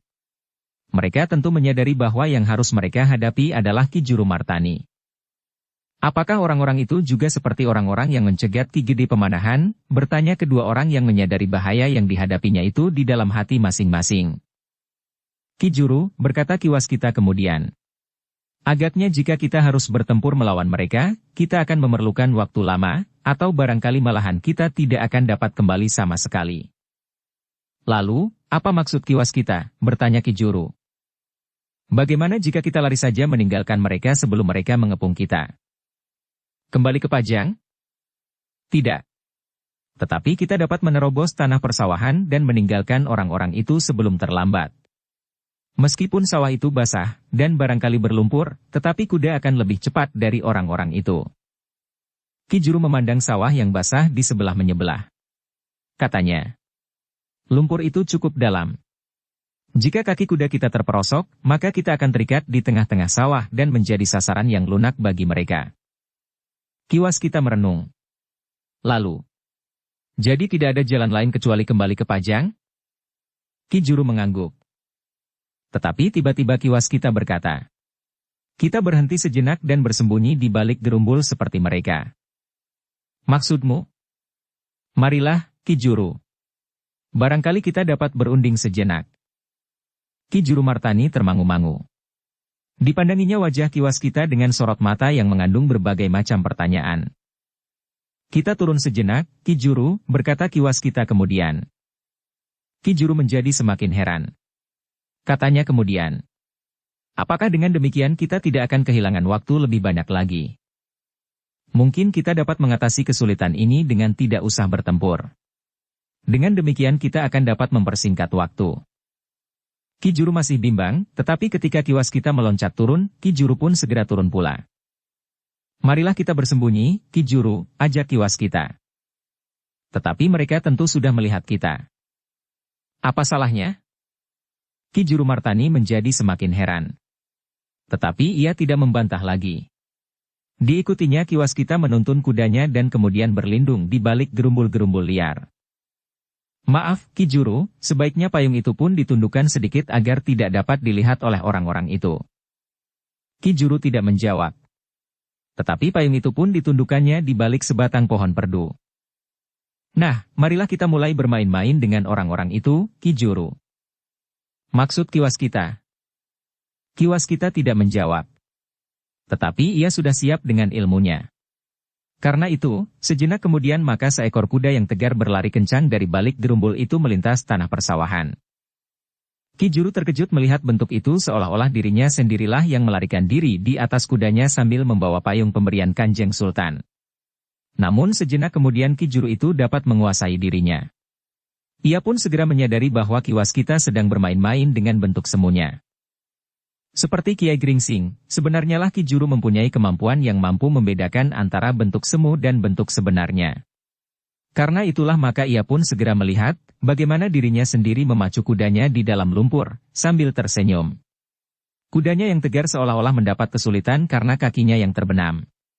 Namun kuda itu dapat berlari cukup kencang. Ki Juru Martani tertawa tertahan ketika ia menyadari maksud Ki Waskita sebenarnya. Karena sejenak kemudian ia melihat beberapa orang yang bersembunyi di balik gerumbul itu pun berlari-larian mengejar kuda yang berlari-lari di tengah-tengah sawah itu. "Jangan sampai lolos," teriak pemimpin kelompok prajurit yang mencegatnya itu. Beberapa di antara mereka pun memburu dengan senjata telanjang. Mereka berlari-larian di pematang sambil mengacu-acukan senjata mereka. Kuda yang berlari di dalam lumpur itu nampaknya memang mendapat kesulitan. Tetapi kuda itu dapat juga berlari cukup cepat. Ki Juru yang tertawa melihat permainan itu pun kemudian menyadari bahwa kesempatan itu harus dipergunakan sebaik-baiknya. Ketika ia mencoba menghitung orang-orang yang mengejar kuda yang berlari di tengah sawah itu, ia melihat beberapa orang yang sudah dikenalnya. Di antara mereka adalah lurah prajurit itu sendiri. Jadi merekalah yang telah mencoba mengacaukan hubungan antara Mataram dan Pajang, desisnya. Orang-orang yang mengejar kuda yang berlari di tengah sawah itu menjadi semakin lama semakin jauh. Akhirnya mereka telah melintasi beberapa kotak sawah dengan nafas terengah-engah. Sedang kuda yang berlari itu masih belum dapat berlari terlampau kencang, sehingga orang-orang itu masih mengharap dapat menangkap penunggangnya. Beberapa orang berusaha mendahului melalui pematang dan tanggul-tanggul parit, kemudian melingkar mencegatnya. Dalam pada itu, ternyata masih ada beberapa orang yang tinggal. Lurah prajurit itu memerintahkan 3 orang untuk tinggal dan menangkap pengawal Ki Juru yang tidak ikut berlari ke tengah-tengah sawah. Ketiga orang itu pun perlahan-lahan mencoba merunduk. Menurut perhitungan mereka, pengawal Ki Juru masih bersembunyi di belakang gerumbul-gerumbul liar. Karena itu, maka mereka pun merayap dengan senjata teracu, siap untuk membunuh. Namun ketika mereka menjadi semakin dekat, tanpa mereka sadari, terasa tengkuk mereka tersentuh sisi telapak tangan Ki Juru Martani. 2 orang dari mereka pingsan. Sedang orang ketiga tidak dapat berbuat lain kecuali menyerah, karena sebilah keris telah melekat di lambungnya. Ki Juru Martani dan Ki Waskita tidak menunggu lebih lama lagi. Ki Waskita kemudian melepaskan bentuk semuanya yang sudah terkepung. Dengan serta-merta maka Ki Juru dan Ki Waskita segera meloncat ke punggung kudanya sambil membawa seorang tawanan bersama mereka, yang harus berkuda bersama dengan Ki Waskita. Ketika kedua ekor kuda itu berpacu, maka bentuk yang sudah terkepung itu mulai menjadi kabur dan kemudian bahkan lenyap seperti asap ditiup angin. Orang-orang yang mengepung Ki Juru yang lenyap itu tertegun diam. Mereka bagaikan dicengkam oleh pesona yang tidak pernah mereka alami sebelumnya. Bahkan beberapa orang di antara mereka telah menggosok-gosok matanya. "Apakah kita sudah gila?" teriak lurah prajurit itu. Prajurit-prajurit yang lain masih berdiri mematung. Mereka memandang dengan mata tanpa berkedip ke tempat bekas seekor kuda dan penunggangnya berdiri tegak setelah terkepung rapat. Namun tiba-tiba kuda dan penunggangnya itu lenyap begitu saja. Dalam pada itu, mereka pun terkejut ketika mereka mendengar kuda berderap. Ketika mereka berpaling, mereka melihat 2 ekor kuda berpacu dengan penunggangnya masing-masing. "Itulah Ki Juru Martani dan pengawalnya," teriak seorang prajurit. Yang lain diam membeku. Bahkan lurah prajurit itu berkata, "Di siang hari begini kita bertemu dengan hantu. Tentu bukan sekedar hantu-hantuan seperti yang pernah kita dengar di Alas Mentaok. Tetapi yang kita lihat sebenarnya adalah hantu jadi-jadian." "Apakah ini tuah Ki Gede Pemanahan yang meninggal itu?" Terasa bulu tengkuk mereka meremang. Jika benar yang mereka alami adalah karena tuah Ki Gede Pemanahan, maka untuk seterusnya mereka akan selalu dikejar oleh hantu-hantuan serupa itu tidak henti-hentinya. Selagi para prajurit itu kebingungan, maka pemimpinnya pun berkata, "Marilah kita lihat kawan-kawan kita yang tinggal." Para prajurit itu pun kemudian dengan tergesa-gesa kembali kepada kawan-kawan mereka. Namun mereka menjadi semakin gelisah, bahwa 2 di antara mereka pingsan dan yang seorang telah hilang. "Aku tidak tahu apakah yang sedang kita alami ini dipercaya oleh pemimpin-pemimpin kita nanti," berkata lurah prajurit itu. Agaknya Ki Legawa akan menjadi sangat marah. Jika seorang kawan kita yang dibawa oleh pengawal Ki Juru tadi dapat diperas, maka persoalannya tentu akan berkepanjangan. Kawan-kawannya mengangguk-anggukan kepalanya. "Nama kita akan disebutnya dan terlebih-lebih lagi Ki Legawa, karena orang yang tertangkap dan dibawa oleh Ki Juru itu tahu pasti bahwa kita mendapat perintah dari Ki Legawa," berkata lurah prajurit itu. Dengan demikian, maka mereka pun menjadi sangat gelisah. Mereka sadar bahwa yang mereka lakukan itu bukanlah tugas mereka yang sewajarnya.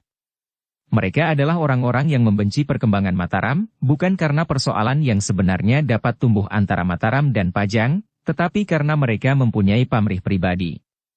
Apalagi upah yang langsung mereka terima di dalam tugas-tugas seperti itu dan janji-janji yang menggerahkan di masa depan yang gemilang bagi Pajang setelah Mataram runtuh. Tetapi tanggung jawab terbesar tidak terletak kepada kami, berkata lurah prajurit itu. Memang mungkin kita akan dihukum. Tetapi Kilegawa dan senapati-senapati yang lebih tinggilah yang akan memikul tanggung jawab terbesar. Prajurit-prajuritnya hanya mengangguk-anggukan kepalanya saja. Namun tiba-tiba salah seorang dari mereka berkata, "Siapakah yang akan mengusut persoalan ini lebih jauh? Kita adalah prajurit-prajurit Pajang. Apakah orang-orang Mataram dapat menangkap prajurit Pajang?" "Kau sangat bodoh," sahut lurahnya. "Bukan orang-orang Mataram, tetapi orang-orang Pajang sendiri. Apakah para senapati dan pemimpin Pajang tidak justru akan melindungi kami?" bertanya seorang prajurit. Pemimpin di Pajang tidak bulat pendapatnya mengenai Mataram. Ada pemimpin-pemimpin yang tidak berkeberatan melihat kenyataan Mataram berkembang. Tetapi ada yang berkeberatan. Dan kita adalah prajurit-prajurit yang berkeberatan melihat Mataram berkembang. Pajang akan menjadi susut, dan barangkali akan musnah sama sekali. Kita hanya akan dapat mengenang kebesaran Pajang dan tugas-tugas kita sebagai prajurit. Itulah sebabnya aku bersedia bekerja di bawah perintah Kilegawa. Prajurit-prajurit itu mengangguk-anggukan kepalanya. Namun mereka tidak dapat menyisihkan perasaan gelisah. Bahkan kemudian seorang prajurit yang lain berkata, "Apalagi Kanjeng Sultan Pajang. Kasihnya kepada Raden Sutawijaya membuatnya sangat lemah menghadapi perkembangan daerah baru itu." Persetan semuanya, lurah prajurit itu akhirnya menggeram. "Kita akan kembali dan melaporkannya kepada Kilegawa." "Bagaimana dengan kedua kawan kita yang pingsan?" "Mereka sudah sadar," sahut yang lain. Keduanya memang sudah sadar meskipun rasa-rasanya masih sangat lemah. Namun keduanya telah dapat bangkit berdiri dan kemudian berjalan tertatih-tatih bersama kawan-kawannya kembali ke kota. "Kita harus memencar seperti saat kita berangkat," perintah lurahnya. Demikianlah mereka membagi diri ke dalam kelompok-kelompok yang kecil. Mereka bertiga atau berdua menuju ke kota sambil menyembunyikan senjata-senjata mereka di bawah kain panjang. Namun perasaan mereka masih saja selalu dibebani oleh kecemasan, bahwa akan datang utusan dari Mataram dan mengusut peristiwa itu. Bahkan mungkin juga peristiwa terbunuhnya Ki Gede Mataram. Jika Raden Sutawijaya sendiri datang menghadap Kanjeng Sultan, maka persoalannya akan menjadi semakin pahit bagi kita. Ia tidak berbuat demikian meskipun ada beberapa orang yang tertangkap pula saat Ki Gede Pemanahan dicegat di pinggir Kali Opak. Bahkan Untara pun dapat menawan beberapa orang dari mereka yang berusaha membunuh Ki Gede. Tetapi jalur itu terputus. Tidak ada di antara mereka yang dapat menghubungkan jalur ke atas. Prajurit yang sedang berbicara itu mengangguk-angguk.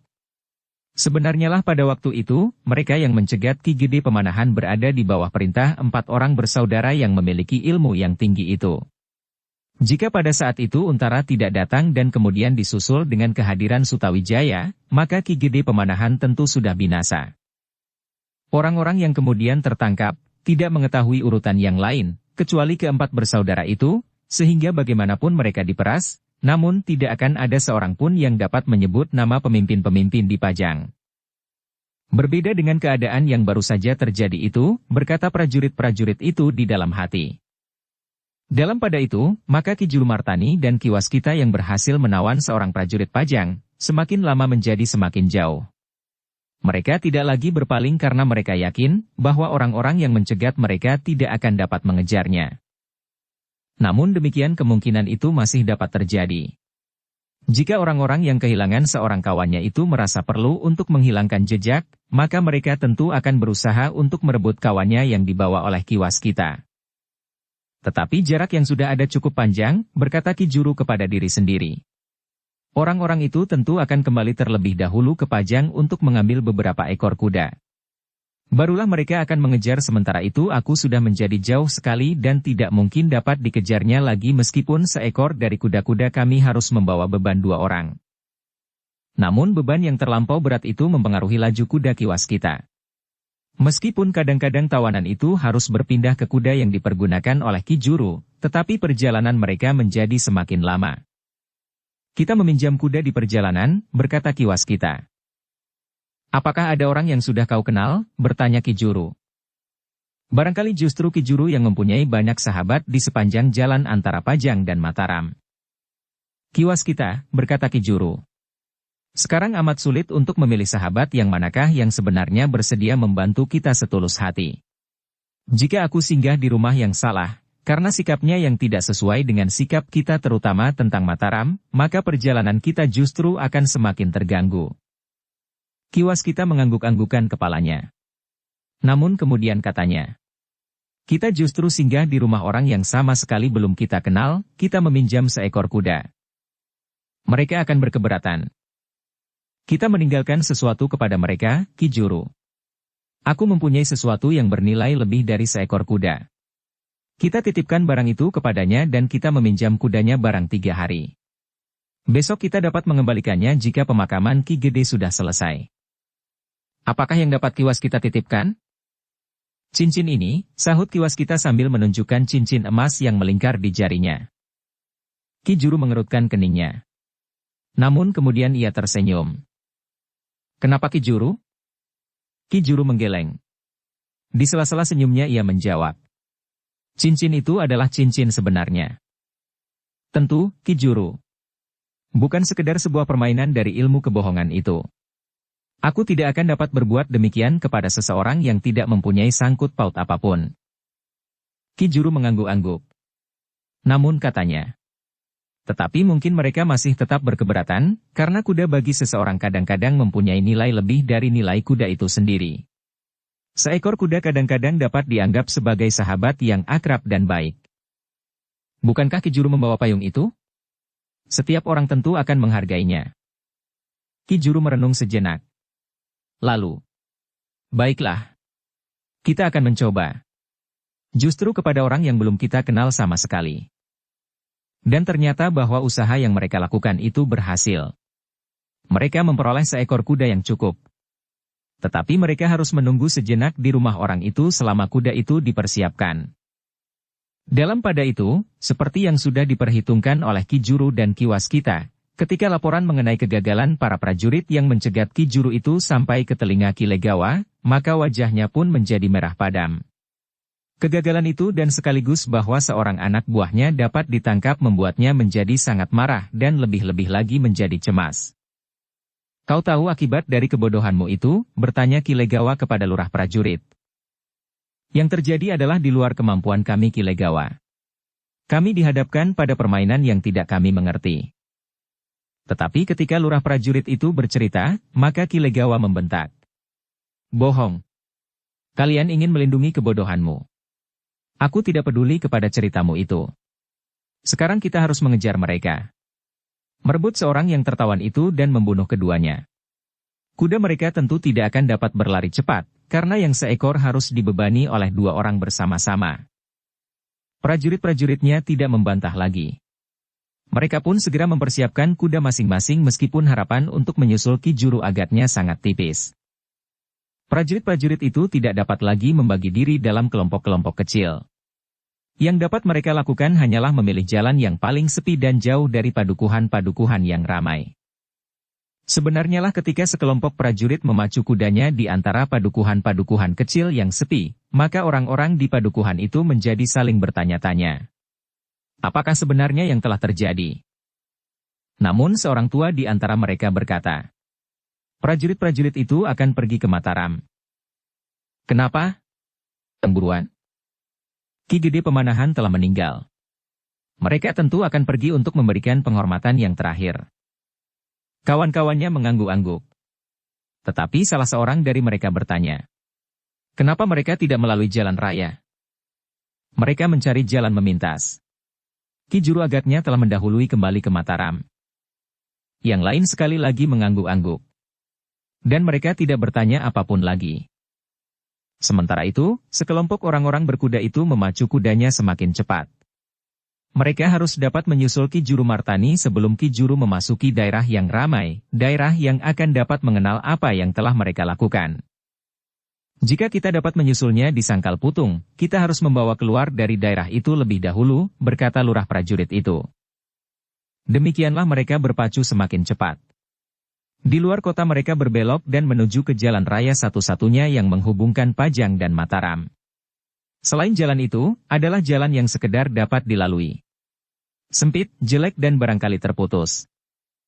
Dengan kecemasan yang mendera di dalam hati setiap prajurit itu, mereka pun telah mendera kuda-kuda mereka. Semakin lama semakin cepat. Beberapa ratus langkah lagi mereka akan segera sampai di jalan raya. Di jalan itu mereka tidak akan kehilangan jejak Ki Jurumartani. Tetapi ketika mereka mendekati jalan raya, tiba-tiba lurah prajurit itu terkejut. Di kejauhan mereka melihat beberapa orang berkuda di dalam iring-iringan. "Siapakah mereka?" bertanya lurah itu. Seorang prajurit di sebelahnya menggelengkan kepalanya. Tetapi ia berkata, "Kita tidak memerlukan mereka. Kita lampaui saja iring-iringan itu." Namun semakin dekat mereka dengan jalan raya semakin jelas pada mereka, bahwa iring-iringan itu adalah iring-iringan beberapa orang pemimpin, bahkan senapati Pajang. "Gila. Kemanakah mereka akan pergi?" geram lurah prajurit itu. Setiap orang di dalam kelompok prajurit berkuda itu menjadi berdebar-debar. Ternyata di hadapan mereka, di jalan raya, beberapa orang pemimpin dari Pajang sedang menuju ke Mataram dalam iring-iringan. "Ki Lurah," berkata seorang prajurit. "Agaknya mereka pun akan memberikan penghormatan terakhir." "Selain mereka siapa lagi?" bentak lurah prajurit itu. Maksudku mereka akan pergi ke Mataram." "Setan alas," lurah prajurit itu menggeram. Ia terpaksa memperlambat lari kudanya. Agaknya para pemimpin yang sedang berkuda ke Mataram itu sudah melihat prajurit-prajurit itu pula. Tetapi mereka tidak begitu menghiraukannya. Agaknya mereka juga mengira bahwa prajurit-prajurit itu akan pergi ke Mataram untuk memberikan penghormatan terakhir kepada Ki Gede Pemanahan. "Lalu, apakah kita akan mendahului mereka, Ki Lurah?" bertanya seorang prajurit. "Tidak mungkin. Kita akan mencari jalan lain?" "Juga tidak mungkin. Jika kita mencari jalan lain, maka perjalanan kita akan menjadi sangat lama dan panjang. Tentu kita akan terlambat. Ki Juru tentu sudah berlalu. Jadi?" Lurah prajurit itu menarik nafas dalam-dalam. Namun kemudian ia menggeram. "Yang harus kita lakukan, ternyata ada di luar kemampuan kita. Sekarang aku baru sadar, bahwa kita memang tidak mampu melakukan tugas ini." Apakah kau ingat cerita tentang Panembahan Agung yang dapat dikalahkan oleh orang-orang Mataram dan Menoreh?" "Kenapa?" "Temburuan. Panembahan Agung dapat membuat wujud yang sebenarnya tidak ada. Bukankah kita mengalaminya?" "Maksud Ki Lurah?" "Kuda yang seakan-akan berlari-larian di tengah sawah dengan Ki Jurumartani di punggungnya itu? Ternyata wujud itu adalah wujud yang semu. Seperti wujud yang diciptakan oleh Panembahan Agung. Dan bukankah yang sampai ke telinga kita, orang-orang Mataram dan Menoreh memiliki ilmu seperti itu pula?" Prajurit-prajuritnya mengangguk-angguk. Namun akhirnya salah seorang dari mereka bertanya pula. "Lalu, apa yang akan kita kerjakan sekarang?" "Kembali kepada Ki Legawa dan mengatakan apa yang sebenarnya telah terjadi. Kita tidak akan dapat merebut seorang kawan kita yang tertawan itu. Keadaannya lah yang tidak mengizinkannya." Prajurit-prajurit itu tidak mempunyai pilihan lain. Mereka pun segera berbalik dan memacu kuda mereka kembali ke barak untuk melaporkan semua peristiwa yang mereka alami itu kepada Ki Legawa. Namun prajurit-prajurit itu tidak menyadari bahwa sepasang mata selalu mengikuti perjalanan mereka. Dan sepasang mata itu pun segera dapat mengerti bahwa perjalanan itu telah gagal justru karena di depan mereka sebuah iring-iringan pemimpin-pemimpin dan senapati-senapati Pajang sahabat-sahabat Ki Gede Pemanahan sedang lewat. Kegagalan yang jauh lebih berbahaya dari kegagalan yang pernah terjadi atas Ki Gede Pemanahan, desis orang itu. Karena itu, maka ia pun segera berpacu secepat-cepatnya kembali menghadap orang yang disebutnya Kakang Panji. "Jadi tidak ada cara lain untuk merebut orang itu?" bertanya orang yang disebut Kakang Panji. Senapati yang mengamati perjalanan kembali prajurit-prajurit yang gagal itu menggeleng. Katanya, "Mereka kembali dengan tangan hampa." Pemimpinnya mengerutkan keningnya. Kemudian dengan suara parau ia berkata, "Jalur itu harus diputuskan. Jika tidak semua rencana kita akan gagal. Senapati yang diajak berbicara itu mengerti. Perintah itu adalah perintah yang juga tidak boleh gagal agar jalur itu terputus. Jika ia gagal memutuskan jalur itu, maka ia sendirilah yang harus dilepaskan dari jalur itu pula. Baiklah, Kakang Panji, berkata senapati itu. Aku minta diri. Kau tidak usah pergi kemana-mana. Legawa akan mencarimu dan melaporkan semua kegagalannya, jawab pemimpinnya. Ki Juru tidak akan segera sempat memeras keterangannya dari kawannya itu. Tetapi bagaimana jika Ki Legawa menyadari keadaannya, dan segera menghilang? Orang yang disebut Kakang Panji itu pun mengangguk-angguk. Lalu, baiklah. Pergilah menurut perhitunganmu. Yang penting adalah jalur ini dapat diputuskan. Senapati itu pun kemudian dengan tergesa-gesa pergi ke tempat Ki Legawa menunggu orang-orangnya. Ketika ia sampai di tempat itu ternyata prajurit-prajuritnya sudah berada di tempat itu dan pemimpinnya sedang melaporkan apa yang terjadi. Oh, berkata senapati itu. Silahkan, barangkali aku mengganggu. Lebih baik aku berada di luar. Jika yang sedang kalian bicarakan adalah rahasia. Ki Legawa mengerutkan keningnya. Lalu, tidak apa-apa. Silahkan. Tidak. Silahkan menyelesaikan. Aku menunggu. Kedatanganku sama sekali tidak ada persoalan yang penting. Ki Legawa termangu-mangu sejenak. Namun ia pun kemudian menyadari bahwa seharusnya senapati itu tidak langsung dikenal oleh prajurit-prajuritnya. Sehingga karena itu, maka dipersilahkannya senapati itu menunggu di luar. Apakah senapati itu mengetahui rencana kita? Bertanya lurah prajurit kepada Ki Legawa. Ki Legawa menggelengkan kepalanya. Katanya, tidak. Tidak ada orang yang mengetahuinya selain orang tertinggi dari jalur perintah ini. Orang yang akan dapat menempatkan dirinya sejajar dengan Ki Gede Pemanahan. Prajurit-prajurit itu tidak bertanya lagi. Mereka menyadari bahwa mereka tidak akan dapat mengetahui lebih banyak dari yang sudah mereka ketahui. Tidak ada seorang pun yang tahu, siapakah sebenarnya orang itu, berkata Ki Legawa. Aku pun tidak. Dan kita memang tidak memerlukan lebih banyak dari meyakini cita-citanya yang luhur. Prajurit-prajurit itu mengangguk-angguk. Ketika laporan itu dianggap sudah selesai, maka Ki Lurah itu pun segera meninggalkan Ki Legawa yang bukan saja marah, tetapi juga cemas dan gelisah. Tetapi ia masih ingin mendengar sikap dan pendapat senapati yang datang kepadanya itu. Aku telah gagal, berkata Ki Legawa. Aku menyadari bahwa hal ini akan dapat berakibat buruk bagiku. Maksudmu? Kau dapat menjadi lantaran untuk memutuskan jalur yang melalui aku, karena ada seorang yang sudah tertawan. Aku tidak mengerti, desis senapati itu. Tetapi ia sudah menjadi gelisah. Jika Ki Legawa menyadari kedudukannya dan bersiap di tengah-tengah anak buahnya, maka ia akan mendapat banyak kesulitan karenanya. Kau jangan pura-pura bodoh, desis Ki Legawa. Senapati itu termenung sejenak, lalu.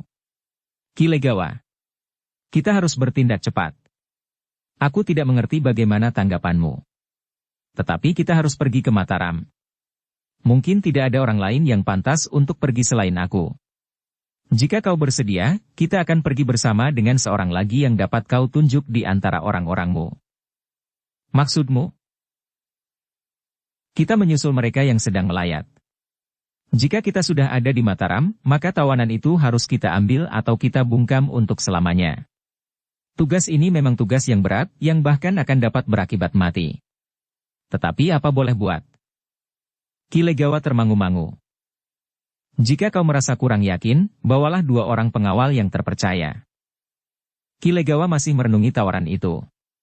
Lalu, jadi apakah kita akan pergi? Secepatnya. Kita masih harus singgah sebentar ke rumah Kakang Senapati Sanggabumi. Ia memiliki jarum-jarum beracun yang dapat kita pergunakan untuk membunuh dari jarak yang agak jauh. Aku sudah diajarinya mempergunakan jarum-jarum yang sudah dirancang dalam warangan keris itu. Ki Legawa termenung sejenak. Ia masih tetap bercuriga meskipun nampaknya senapati itu bersungguh-sungguh.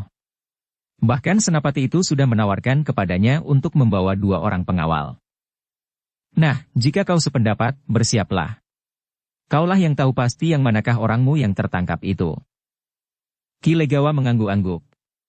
Kemudian ia pun bertanya. Jadi kita bergabung dengan orang-orang yang melayat itu? Ya. Dengan demikian tidak akan ada kecurigaan apapun atas kehadiran kita di Mataram. Tentu Ki Juru Martani belum sempat bertanya apapun kepada tawanan itu, karena ia harus menyelenggarakan pemakaman Ki Gede Pemanahan. Dan barangkali Ki Juru pun tidak akan mengira bahwa kita akan segera menyusulnya. Ki Legawa merenung sejenak. Kemudian, baiklah. Aku akan membawa 2 orang pengawal. Aku akan pergi mendahului, bergabung dengan para pemimpin dan senapati yang pergi ke Mataram. Kau sajalah singgah di rumah Kakang Senapati Sanggabumi. Kemudian kau menyusul aku pula ke Mataram. Kita akan bertemu di perjalanan, karena orang-orang yang melayat itu tentu tidak akan berpacu secepat kau dan aku. Senapati itu menegang sejenak. Agaknya ia menemui kesulitan untuk melenyapkan Ki Legawa, karena agaknya Ki Legawa sudah mengerti apa yang dapat terjadi atasnya karena kegagalannya. Tetapi senapati itu masih mencoba membujuknya. Apakah kita tidak sebaiknya pergi bersama-sama? Aku akan pergi lebih dahulu. Senapati itu berpikir sejenak. Agaknya ia masih mempunyai harapan untuk membinasakan Ki Legawa di perjalanan, atau sesudah mereka memasuki daerah Mataram di antara sibuknya orang yang menyelenggarakan pemakaman itu. Karena itu maka senapati itu pun berkata, "Baiklah, Ki Legawa. Jika demikian, aku akan mendahului menghadap Kakang Senapati Sanggabumi." Ki Legawa mengangguk-anggukan kepalanya. Katanya, "Jangan terlampau lama. Aku menunggu kau di perjalanan." Senapati itu menjadi tergesa-gesa. Ia harus segera meninggalkan rumah itu dan mempersiapkan diri sebaik-baiknya. Ia tidak dapat pergi seorang diri. Apalagi Ki Legawa dengan demikian akan mendapat kesempatan tidak hanya membawa 2 atau 3 pengawal. Tetapi lebih daripada itu. Tentu tidak terlalu banyak, berkata senapati itu di dalam hati. Jika ia membawa pengawal lebih dari 3 orang, maka ia pasti akan dicurigai, berkata senapati itu di dalam hatinya. Karena itu, maka ia pun segera minta diri. Ia akan membawa senapati yang bernama Sanggabumi dan beberapa orang petugas sandi yang terpisah-pisah.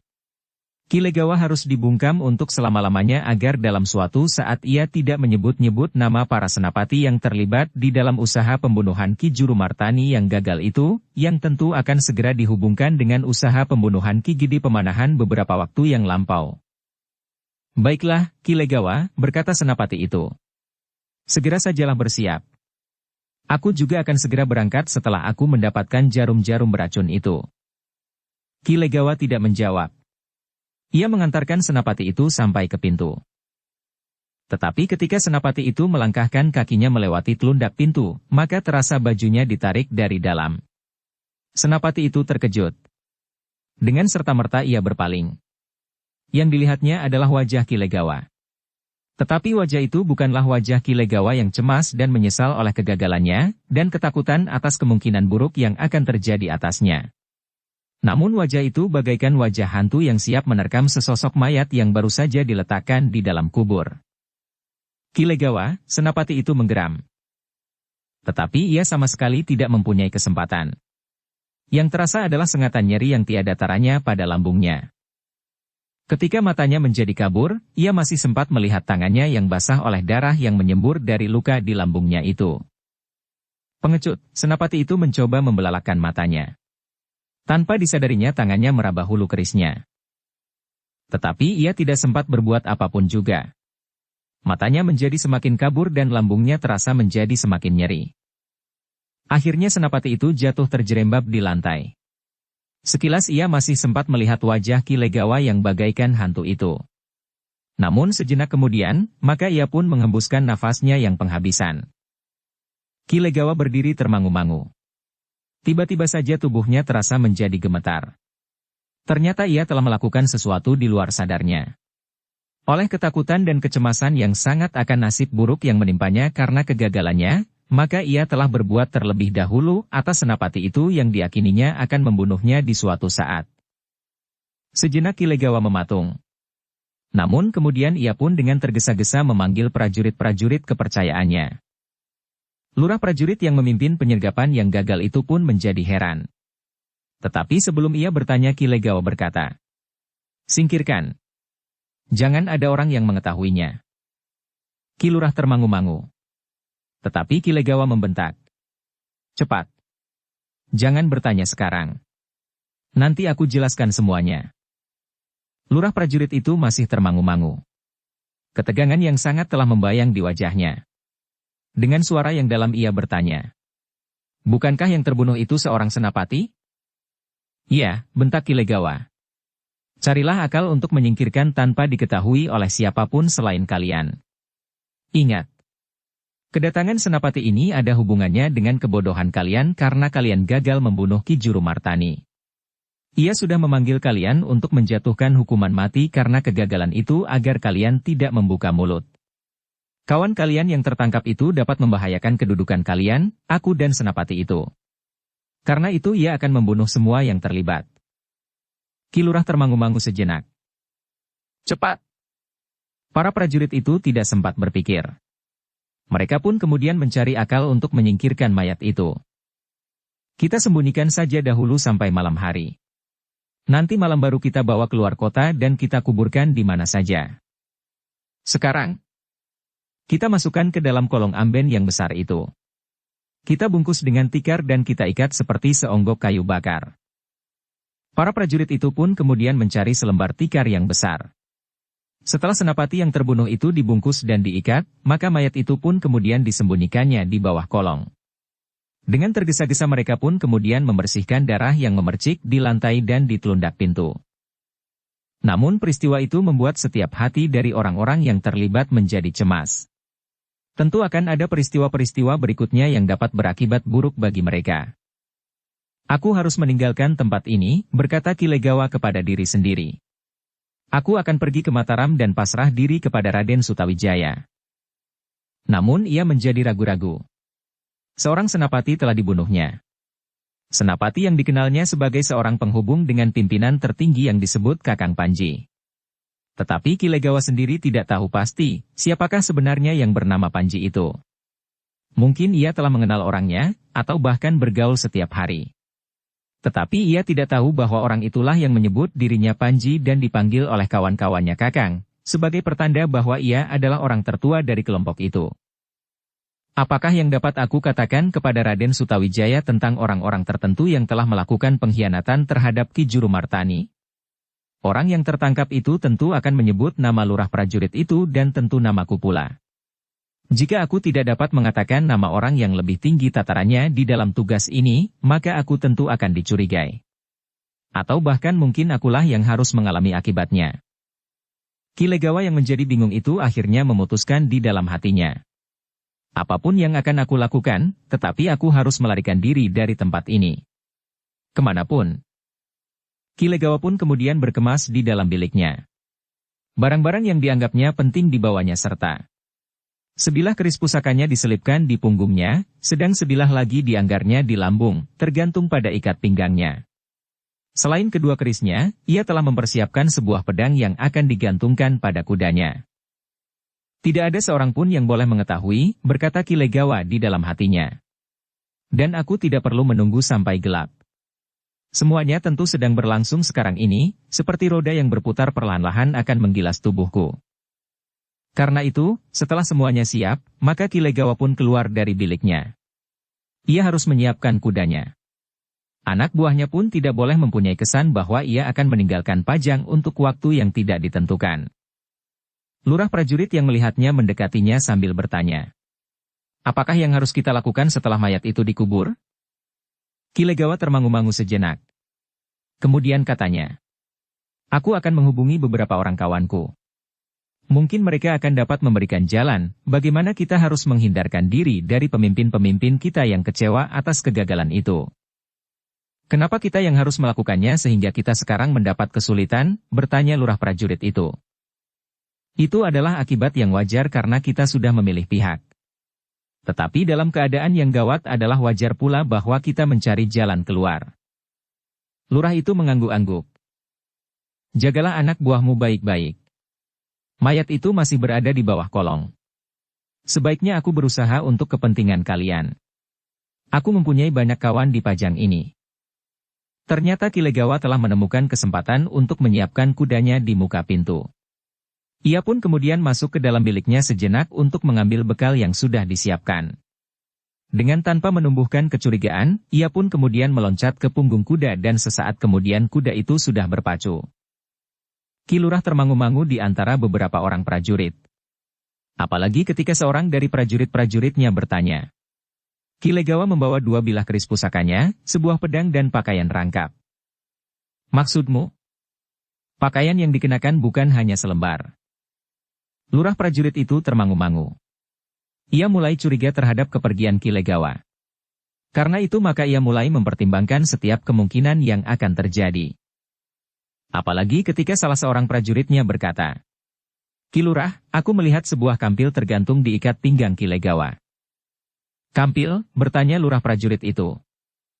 Tentu kampil uang, jawab prajurit itu. Jadi apa artinya? Prajurit-prajuritnya saling berdiam diri. Apakah Ki Legawa melarikan diri dan meninggalkan kita dalam keadaan yang tidak menentu? Beberapa wajah menjadi tegang. Dan seorang prajurit berkata, memang mungkin sekali. Lurah prajurit itu menggeram. Tiba-tiba ia berkata, siapkan kudaku. Kita bertiga akan pergi mencarinya. Bertiga dengan siapa?